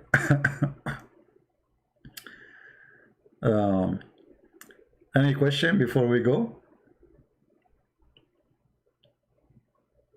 You know, try to make, if you have children, try to make them love to read. And to read something, like when you're a child, there's things that are beautiful for a child to read. As an example, stories, which is fiction stories. Fiction stories are, by the way, they are very useful because they can improve the imagination of a child. And imagination improvement can improve the intelligence. Because simply, you are building a format of images to establish, let us say, a movie maker in the head. That kind of thinking. So such a books can be very, or sometime. So in the beginning was things about fictions. Then I start reading books about crimes. Like, solve crimes. And those supposedly they are not meant for a child. They are meant for people who they are like in their 20s. But those are very good to make a child start thinking from an early age, enjoying, like let's say, adult way of solving issues, because it's a crime. You need to solve it. How this happened? Who's behind it? There's a question. There's an answer. There's investigation. So there are certain books can improve your child mind, but you need to be careful that not every child is the same. There's a children's, such a kind of books doesn't fit with them. You have to, you know, be careful about the gender too. What's good for girls is not good for boys. You know, boys, they like action, etc. Girls, they like more, you know, the Barbie, romance, etc. So everyone have something to improve him. So you have to feed each one of them what is good for their age and their gender. But when they pass the point of gender as kids, then you have to start feeding him with the books which is going to improve their intelligence. Today, sadly, they play a lot of games. Games are very good, by the way, to improve, let us say, your fast action.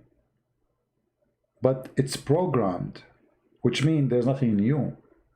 You know, like the steps, so you are just doing a step after step. You repeat the same thing over and over and over. So it became boring and it is stupid. But when you read, you improve your knowledge.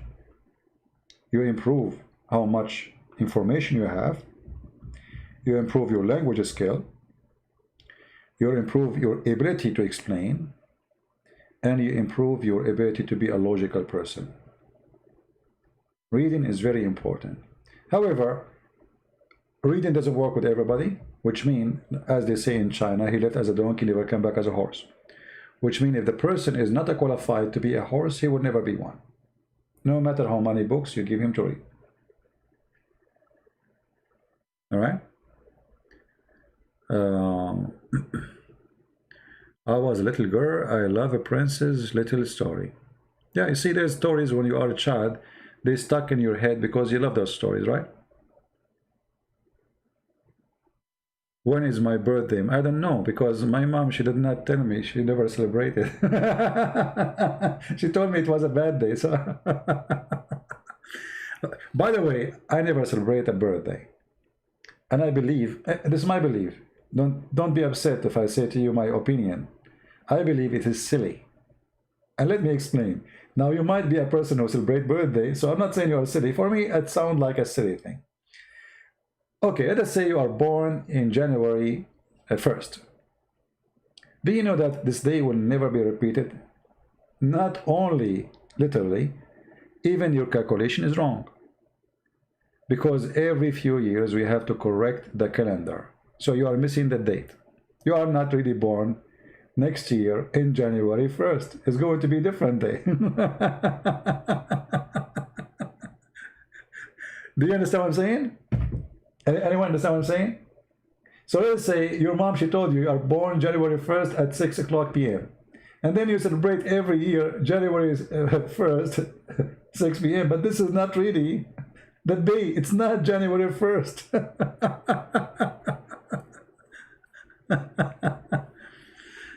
Think about it. Yeah, but anyway, I believe if you are a person who knew how to be happy every day in your life, so if the reason to celebrate something is to be happy, why you don't make every day a day of happiness for you? Be fun, laugh, be happy, overcome your sadness. Don't make stress, take over you. Have a birthday every day. Actually, I remember there was a child, he's very smart. He used to call all his uncles saying, hey, next week is my birthday. They said to him, what, isn't it last week was your birthday? He said, so what? He liked to get gifts,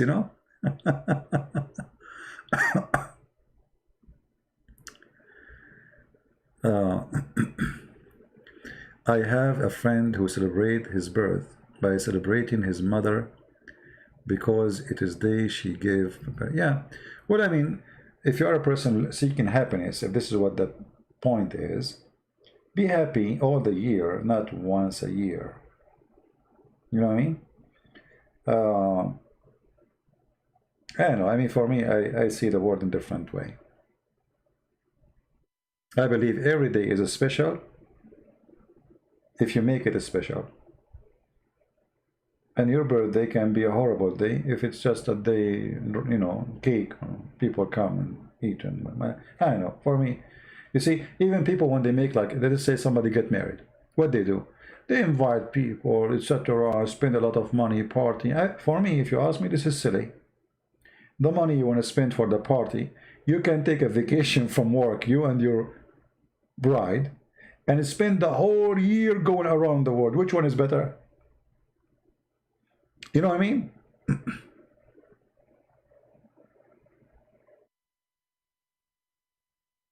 You spend a lot of money to feed people who will talk about you. They will gossip about you. And what is the point of this?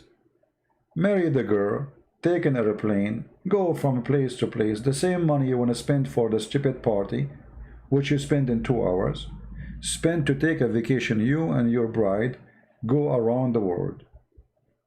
Let us say maybe it's going to be enough, because some people, they spend a lot of money for those things. It might be enough even to go for 6 months around, you know. So be smart and live smart, or you die as a fool. People, they buy things, they spend things. You see, in my account in the quality of life, do you know why YouTube, they did not allow me to receive donation no more? Because I keep saying to people, don't buy those things. Don't spend. This doesn't work with YouTube. How they want to add advertising in my page, and yet I'm saying to people, don't buy. You know what I mean? Hey Dilly, how are you? My Bible is corrupted. Dilly, did you hear my answer for you, you idiot? I like you, Dilly. So guys, look, Dilly, he just came, he just woke up. And Dilly, he just said that your Bible is corrupted. Dilly, just to show you how stupid what you just said. Isn't it the Bible is the Bible of Allah? So how you say my Bible? As I know that the Bible is sent by Allah. So what you are saying to us, that the Bible of Allah is corrupted. So Dilly is making fun of Allah, saying that Allah is a stupid fool. He sent his books and he cannot protect it. How dare you, Dilly? Here we go. Chapter 3, verse number 3 says that Allah, he sent the book which is approving the Torah and the Injil, which is between their hands. So how you say it's corrupt, you stupid? Are you accusing Allah of lying? So the Quran confirmed the Torah and the Injil are not corrupted. In the same time, it confirmed that this is the book of Allah. So you are making fun of Allah, saying Allah books is corrupted. You know, have you ever heard of somebody giving a finger to a god? His name is Allah. Today you heard that. You are the one who is giving a finger to your God, because you just said your God, Allah, he sent the book, it's called Injil, and many people, they gave him a finger. Thank you for that. Join the club of fingering Allah. I mean, I cannot believe that a Muslim is insulting his God, saying his God, he sent the book and his book is corrupted. The verse on the screen, yeah, it says, نزل عليك الكتاب بالحق مصدقا لما بين يديه وأنزل التوراة والإنجيل. He sent to you down the book by the truth, approving, believing in what is between his hands. Between his hands. No, Dali, the one who could not protect it is Allah, as you see. Allah is the one who sent the gospel. So you are saying Muhammad he lied? It's Elohim, not Allah? At the same time, if it's Allah, if it's Elohim, he sent it and it's corrupt. How do you stupid God in the Quran says confirming it? Do you see it says confirming it? This is your stupid translation saying the word confirming, and they are taking off the word between his hands. So how, you idiot, you say such a thing?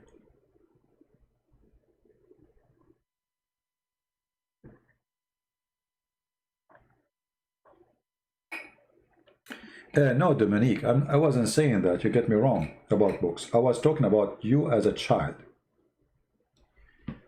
there's a point of building knowledge, and there's a point of being a fool. Let me explain to you. I'm talking about when I was a child, I spent a lot of time reading. Because when you are a child, you are just an empty computer. Your brain is empty. So you have to fill up the space of the empty brain with the right material.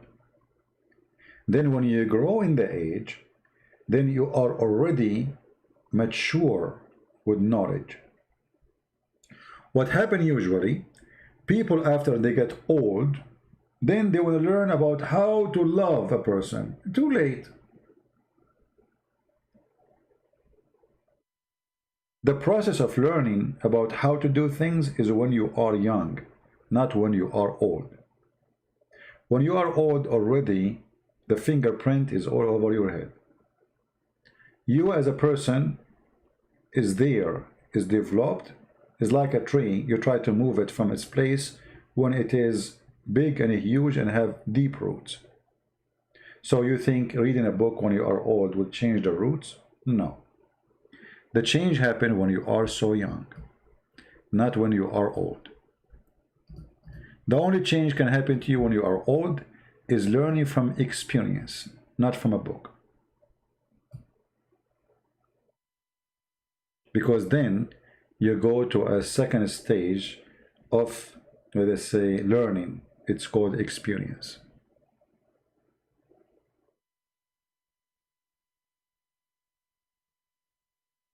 Okay, we have people here, they are just coming to insult. So admins, you do not need my permission to send them to Allah shipping and handling.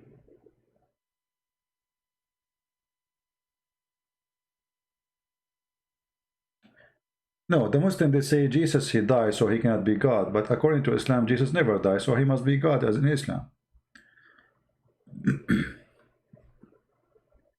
Anyway, you can believe that when you are old, you can read a book and the book can help you in something. Why not? I mean, it can help you. But most of books is written supposedly for adult. It's too late for the adult to practice what is written in a book. Because you is already you. This is why I say, if you want to make a person, make him when he is a kid. You see, most of people, they commit a crime. They commit a crime because, sadly, they have a bad mama and bad daddy. So a kid, he steals something, they say to him, bring more. Here we go, we created a criminal, So you want to create a good guy, you do that when he is a kid. When he's an adult, it's too late. He will learn, he might correct himself, but it's going to be by experience, not by books. He go to jail. He will be humiliated. He will suffer a lot. And then from his suffering, he might, let us say, earn some redemption and change. But it's not a book who will change you. Right? Volume 9, book number 93, 64. What is that, Dili? What is that what this hadith you want me to show you? Is that something you like me to talk about? Do you like to call me Dili? You sound like an intelligent person. I like intelligent people. They are rare these days. Do you like to call me? I can open Skype for you. What do you think?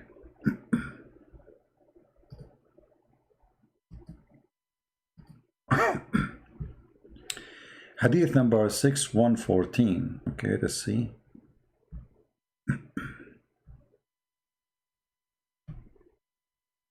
I'm trying to find this hadith. You are asking me to. 6114. 6114.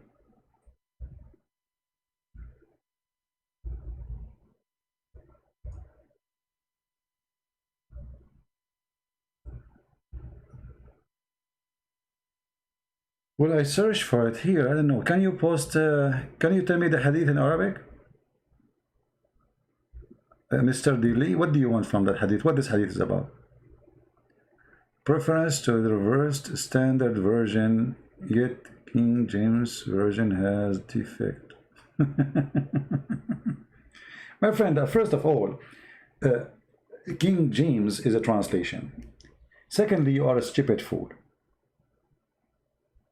And I will tell you why.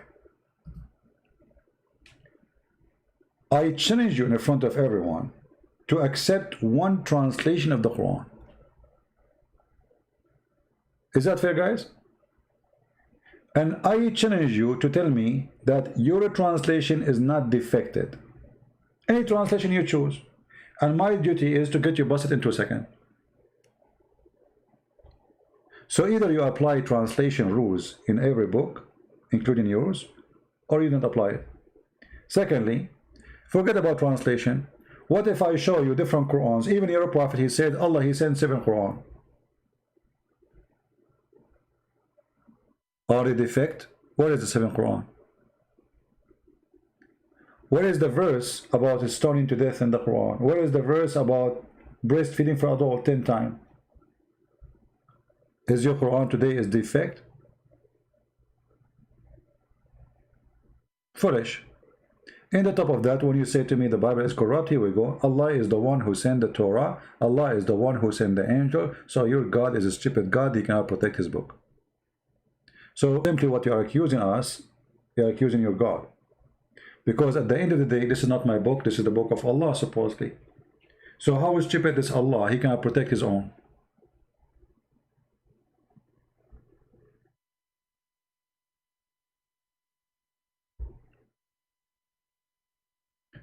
Just to show you the stupid Quran, the stupid La mubaddila li kalimatullah. Nobody can change the word of Allah. And then the Muslims, they say to us that no, you didn't change the word of Allah.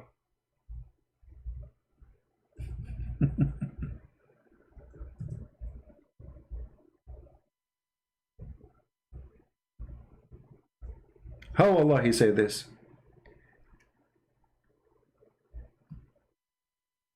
Look how many verse. Chapter 6, verse number 115. Chapter 6, verse number 34. Chapter 10, verse number 64. Chapter 18, verse number 27. All of them, they say, nobody can change the words of Allah. And you say to us, no, you Christians, you did change the word of Allah.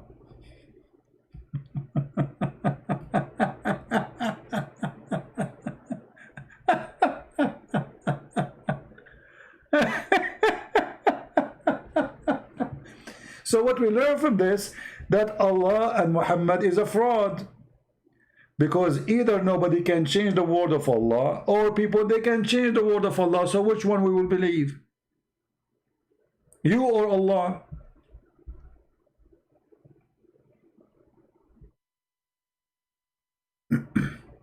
Are you there?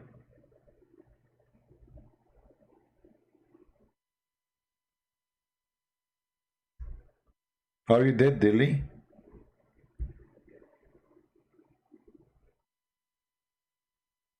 Dilly, as they say in China, he left as a donkey, he never came back as a horse.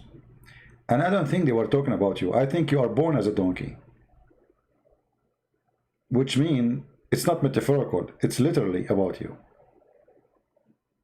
So the stupid you is coming all over us saying your book is corrupted, when the Quran says nobody can change the word of Allah. And if we ask you, is the Injil is the word of Allah? You will say yes. Is the Torah is the word of Allah sent to Moses? You say yes. But the Quran says nobody can change the word of Allah. Hey Hamoud, listen Hamoud, I think your wife, she is cheating on you already. You are spending too much in the internet. Take a hike.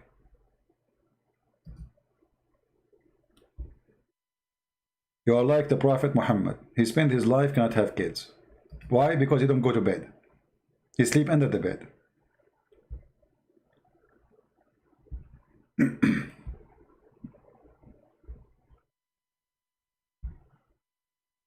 No, actually, donkeys are very smart. I don't know if I tell you the story before, right? once we went to the mountains, and there was, you know, we were a bunch of kids, teenage. So the villager, he said, how you will come back? You will get lost in your way. So he said, take the donkey with you. I said, what? He said, take the donkey. And when you want to decide to come, just let him loose and follow him. And guys, you believe it or not, we are going in the mountains. We have no idea how to come back. And this donkey, not only he took us home, he took us on a very short cut.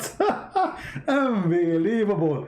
We were walking all day, and yet this donkey, he chose the shortest way to go home.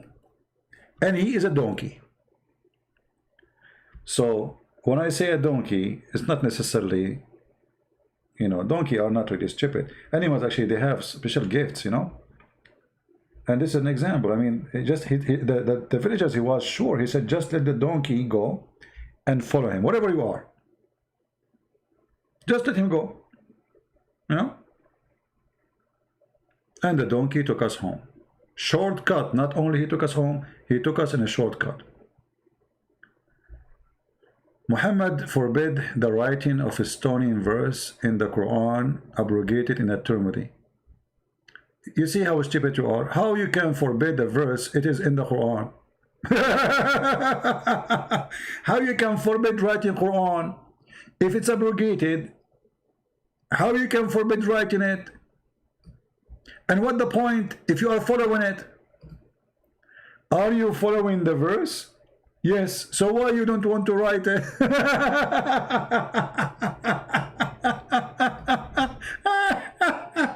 It's like a guy making a law, says don't cross the road when the red traffic is on. And then he says don't write the law just to practice it. Why?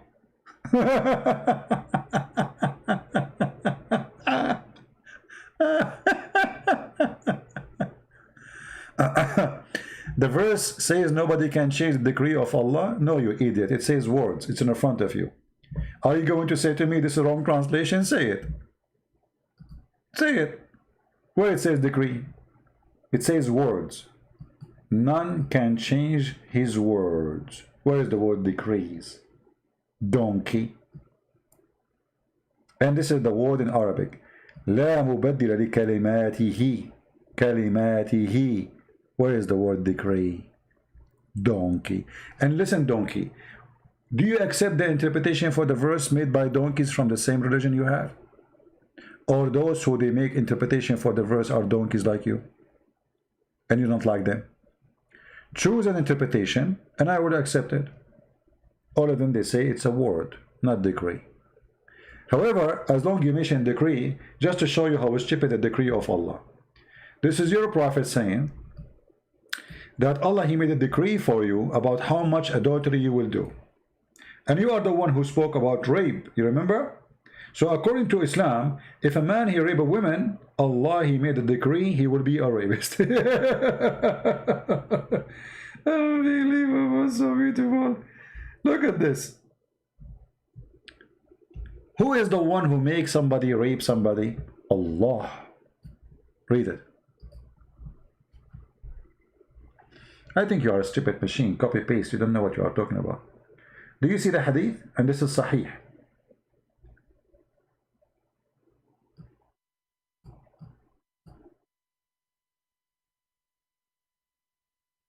Let us see the hadith.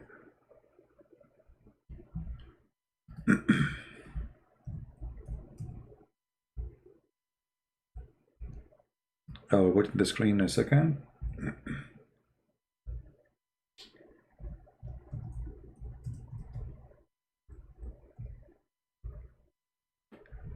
Do you see the hadith? Aren't you the one who talk about rape? Based on this story here, your prophet saying a person he raped because Allah, he made a decree for him. And you are the one who said nobody can change the decree of Allah. So if Allah decides you will be a rapist, you are a rapist. Read carefully. Verily Allah has fixed the very portion of adultery which a man will indulge in, and which he of necessity must commit. Do you see it?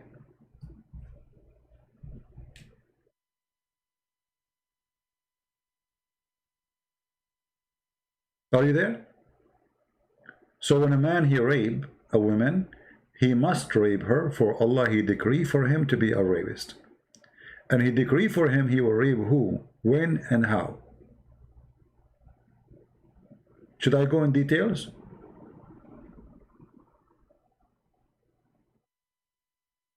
Coward.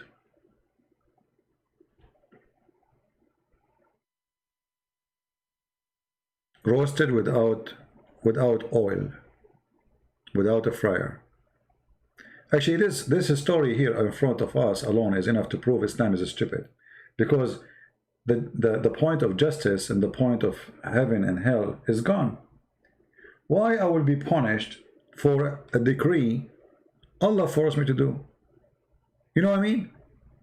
If Allah is the one who wrote for me a fixed portion of adultery, which it's a necessity to commit, why I will be punished for what is of a necessity I must commit? Have you ever heard of a stupid religion like this?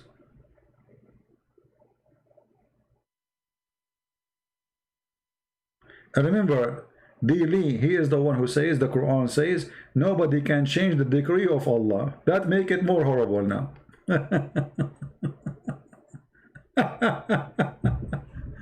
Brother, sister, the decree of Allah is this guy was going to rape you, okay? You remember the women who called? Just go. Don't come here again, Dili. You are just a stupid kid. By the way, watch the beginning of the video. I spank you badly about the translation you posted. You are a donkey. There's a woman, she called the sheikh live on TV. Live on TV. And she said to him, I'm getting like, I don't know, she said 35 something or 30. And I did not get married yet, so I'm worried I will not be able to find a husband. The sheikh, he said to her, daughter, don't worry. The Prophet said, Maktubun ala kulla farjin ismu nakihihi. It's written, excuse my language, on every vagina, the name of the one who will if it.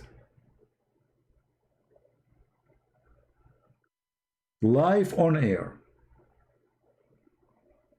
For sure the women now, she felt more better, because here we go, Allah have decree. So nobody can change the decree. So if somebody will put it there, excuse my language, it means it's going to happen. It's written there. I'm sure now the woman, she went to the bathroom and she took a mirror with her, trying to find the name. Good luck with that. I wonder if a woman, she is a prostitute, how many names are there? My friend, she will have a yellow pages there. Unbelievable. Let us start with the letter A. It is written there? Really? Okay, I got an idea. Let us say you are thinking about to marry a girl. You like her, but you are not sure she will be your wife or not. What about you go and ask her, hey, can you please check for me if my name is there? What do you think? And then she will check and she will say, well, you know what, between the 200 names I found there, I could not see your name, sorry.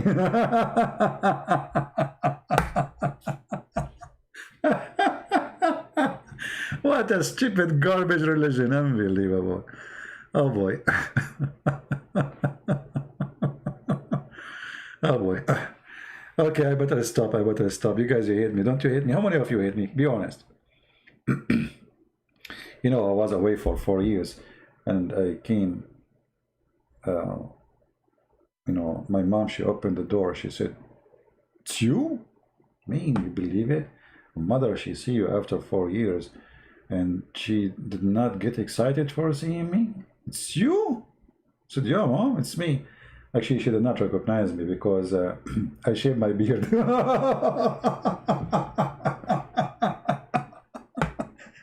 So she was saying, is that really you? Even my mom, she could not recognize me before. You would read it? Unbelievable. Oh boy. Yeah, your name is written there. Don't worry, be happy. I'm so glad it's written in the front because it's going to be impossible to read in the back. I mean, think about it.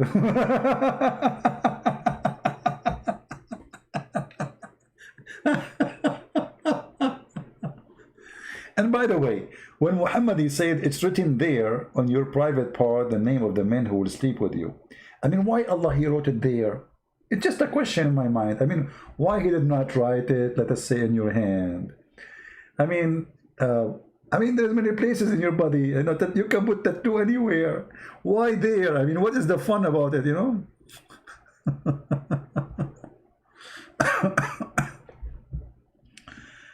Oh boy. We better stop here. Your love is contagious. Oh boy, they will accuse me that I am behind COVID-19, like a Trump. Trump is behind the global warming. The fire in California is because of Trump.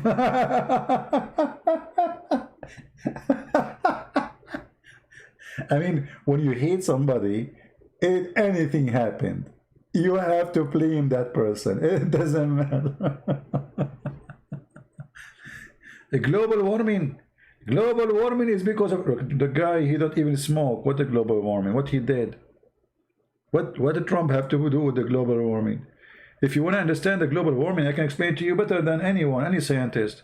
The Prophet Muhammad, he explained it. It says that each time a Muslim he pray, Shaitan he fought.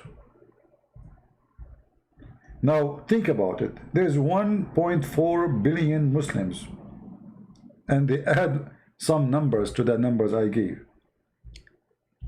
If every Muslim, Shaitan, when he hear the Muslim, he prays, Shaitan, he fought. Do you know how much that affect the global warming? So now we knew the reason of a global warming. Read with me. Prophet Muhammad said, when Shaitan hear the call to prayer, he turn his back. Look at the imagination. He don't fart right away. No. Stop. He turned his back. I mean, look at the comedy.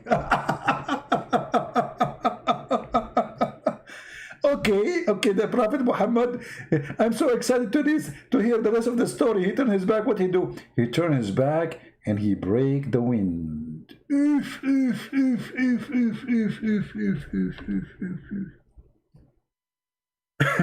Exactly, what is your name? Channel. The chicken is farting, but in this case it's a shaitan. So as not to hear the call of being made. This is a certain way of a protection, so that Satan will not hear the call of a prayer. So you can imagine how strong the fart. It have to be more strong than the speakers, because remember in the old days they used to have no electricity. Now they have big speakers in the Middle East. How big the fart of the shaitan will be? That is the reason behind the global warming. So if the liberals, they want to blame Trump, they are not being really scientifically accurate. Don't Joe Biden quote the prophet? Can he quote this prophet in the next election day? Imagine Joe Biden, he speak to the liberals. By the way, the liberals, whatever you say, nobody is listening. There's one thing for them. Trump is bad. That's it. Even if you give them a donkey like this guy, Joe Biden me. So imagine if Joe Biden me, he says, Prophet Muhammad. He said, come on, man.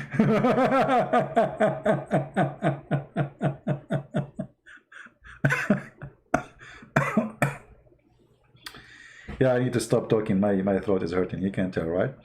Maybe tomorrow I will not go live. But this is the problem. I say tomorrow I will go live. I will rest my chest from talking, and then in the morning I say, my man, I cannot miss it.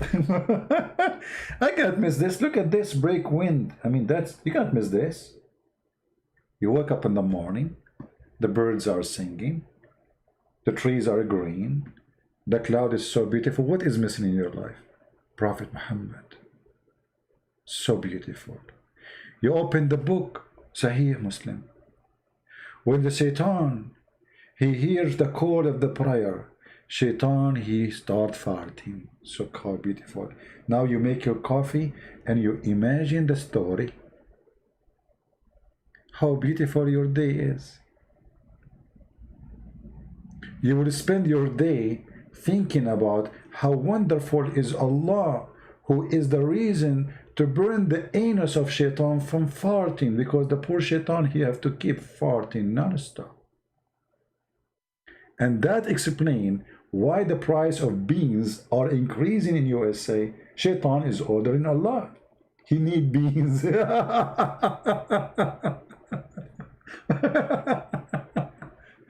Oh boy.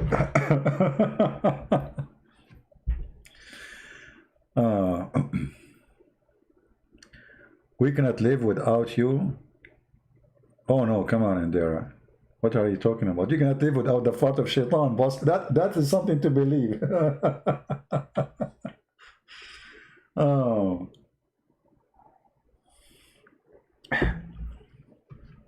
You know, once I was invited to a place, and there are a bunch of people, they start talking, claiming that they knew about Islam. The person who's with me said, please don't.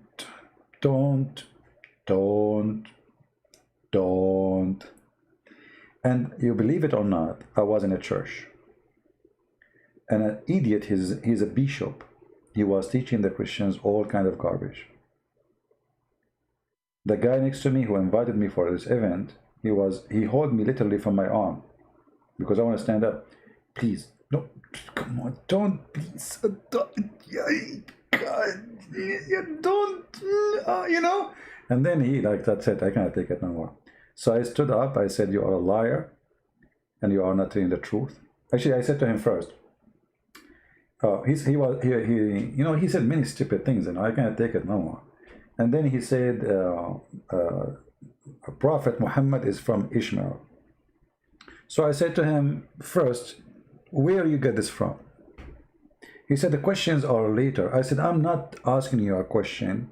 I am saying you are a liar. You claim to be a bishop who knew the gospel, the Bible.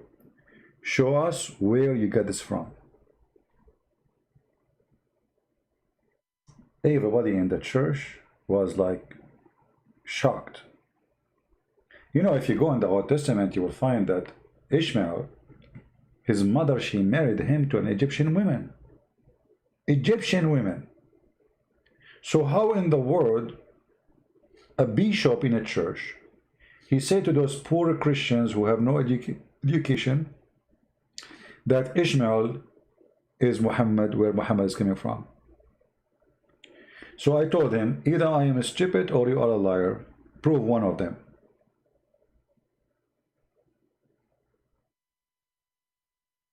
And you should see the guy next to me. He's holding me from my shirt. Sit down, act differently. Sit down, sit down. And then they escort me out of the church, which means literally I was kicked out.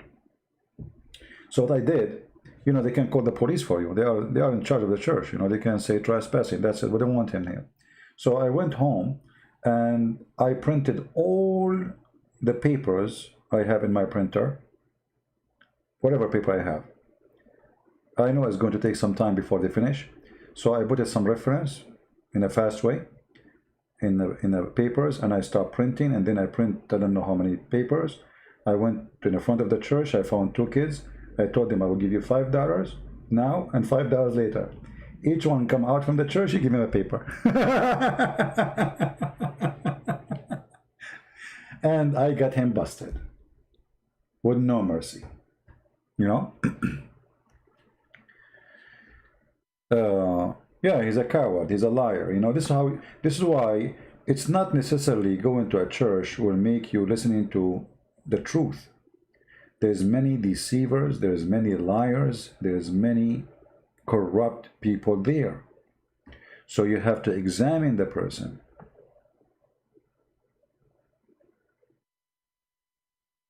The one who invited me, because he knew you know, I know a lot about the garbage of Muhammad. So he said to himself, this is an interesting topic for you. I said, sure. They will talk about Muhammad and church. That's wonderful. Let us see.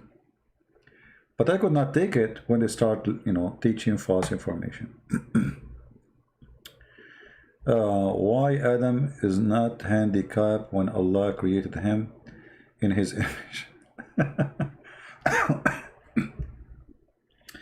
Good one. You have a strong imagination, by the way. I'm going to hire you to work with my team as Zakir Naik assistant. Brother sister, then the person is being Muslim friend, and he see a lot of light, and I'm going to get him butted. You know, those Muslims, when somebody defends Islam, doesn't matter what he say, they support him. But in the same time, we as a Christians, if we hear that somebody have a PhD, or somebody is a bishop, or somebody is a priest, we take it automatically that he is a person, he knew what he's talking about, and he is decent. Never do that. The Lord in the Bible, you know, warn you about false teachers.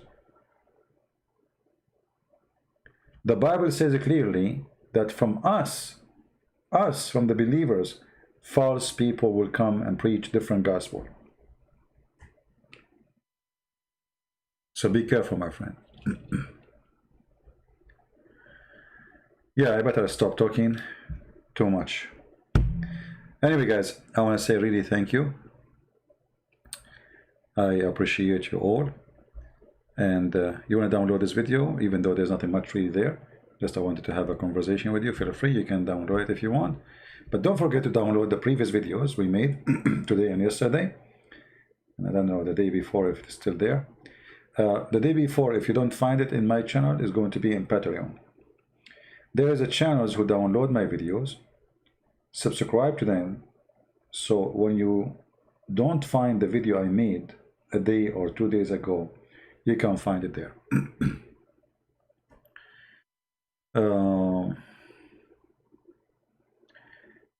You're welcome, my friend. Happy birthday. What birthday? I don't know what day I was born. You know, let me tell you, when my grandfather, he registered his kids, he went to the officer and he asked him how old the first one. So he put his hand like this, like let us say 5 foot. And he said the second one, he said like this. And the third one, like this.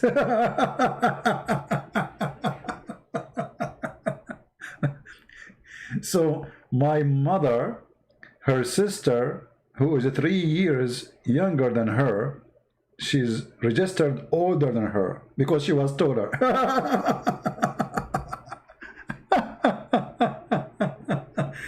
Oh boy, old days are wonderful, aren't they? Yeah, he's like this, and this one is like this, and that one is like this. So you write whatever you want, you know, like who was old, who was, you know. And sometimes even it happened that if your name is not so clear, it's male or female, they might register you female, but yet you are a male. Like there's a guy, they never called him for the armed service, and he was wondering why he never been called. Because he's registered there as a female. Oh, welcome to the Middle East. It's wonderful to be in the Middle Eastern, isn't it? Yeah. The other day I was talking about the city. They are fixing the, you know, changing the sewer, you know, the sewage, the cover. They came, they cut the whole concrete, they make it perfect. All of this is done in less than 40 minutes. So clean, so neat. In the Middle East, there's a guy. He took a picture next to a sewage hole open in the road when he was 6-7 years old. And then he took a picture in the same place when he is 35 years old. Still the hole is not fixed. 35 years old.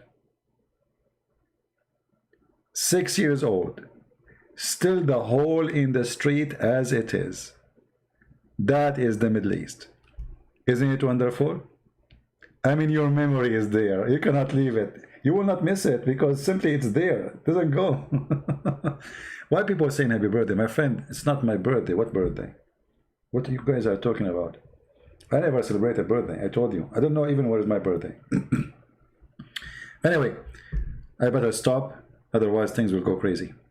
Thank you very much. May the Lord bless you all. And don't forget to take a picture of the sewage if you live in the Middle East when you are 6 years old. So you can take a picture when you are 35 next to it again. Nothing will change. It's going to be there, trust me. Alhamdulillah. Why it's not fixed? Because you call the company, they say to you, Inshallah, tomorrow we will fix it. Inshallah. Allah is willing. And Allah never will, and will never will. Allah is a funny, is a dummy, is a is a Barbie, is fake. This is why Allah, when Allah will, we will do it. When Allah will, we are waiting for that. Thank you. God bless you. Christ is Lord, and see you soon again. Bye-bye.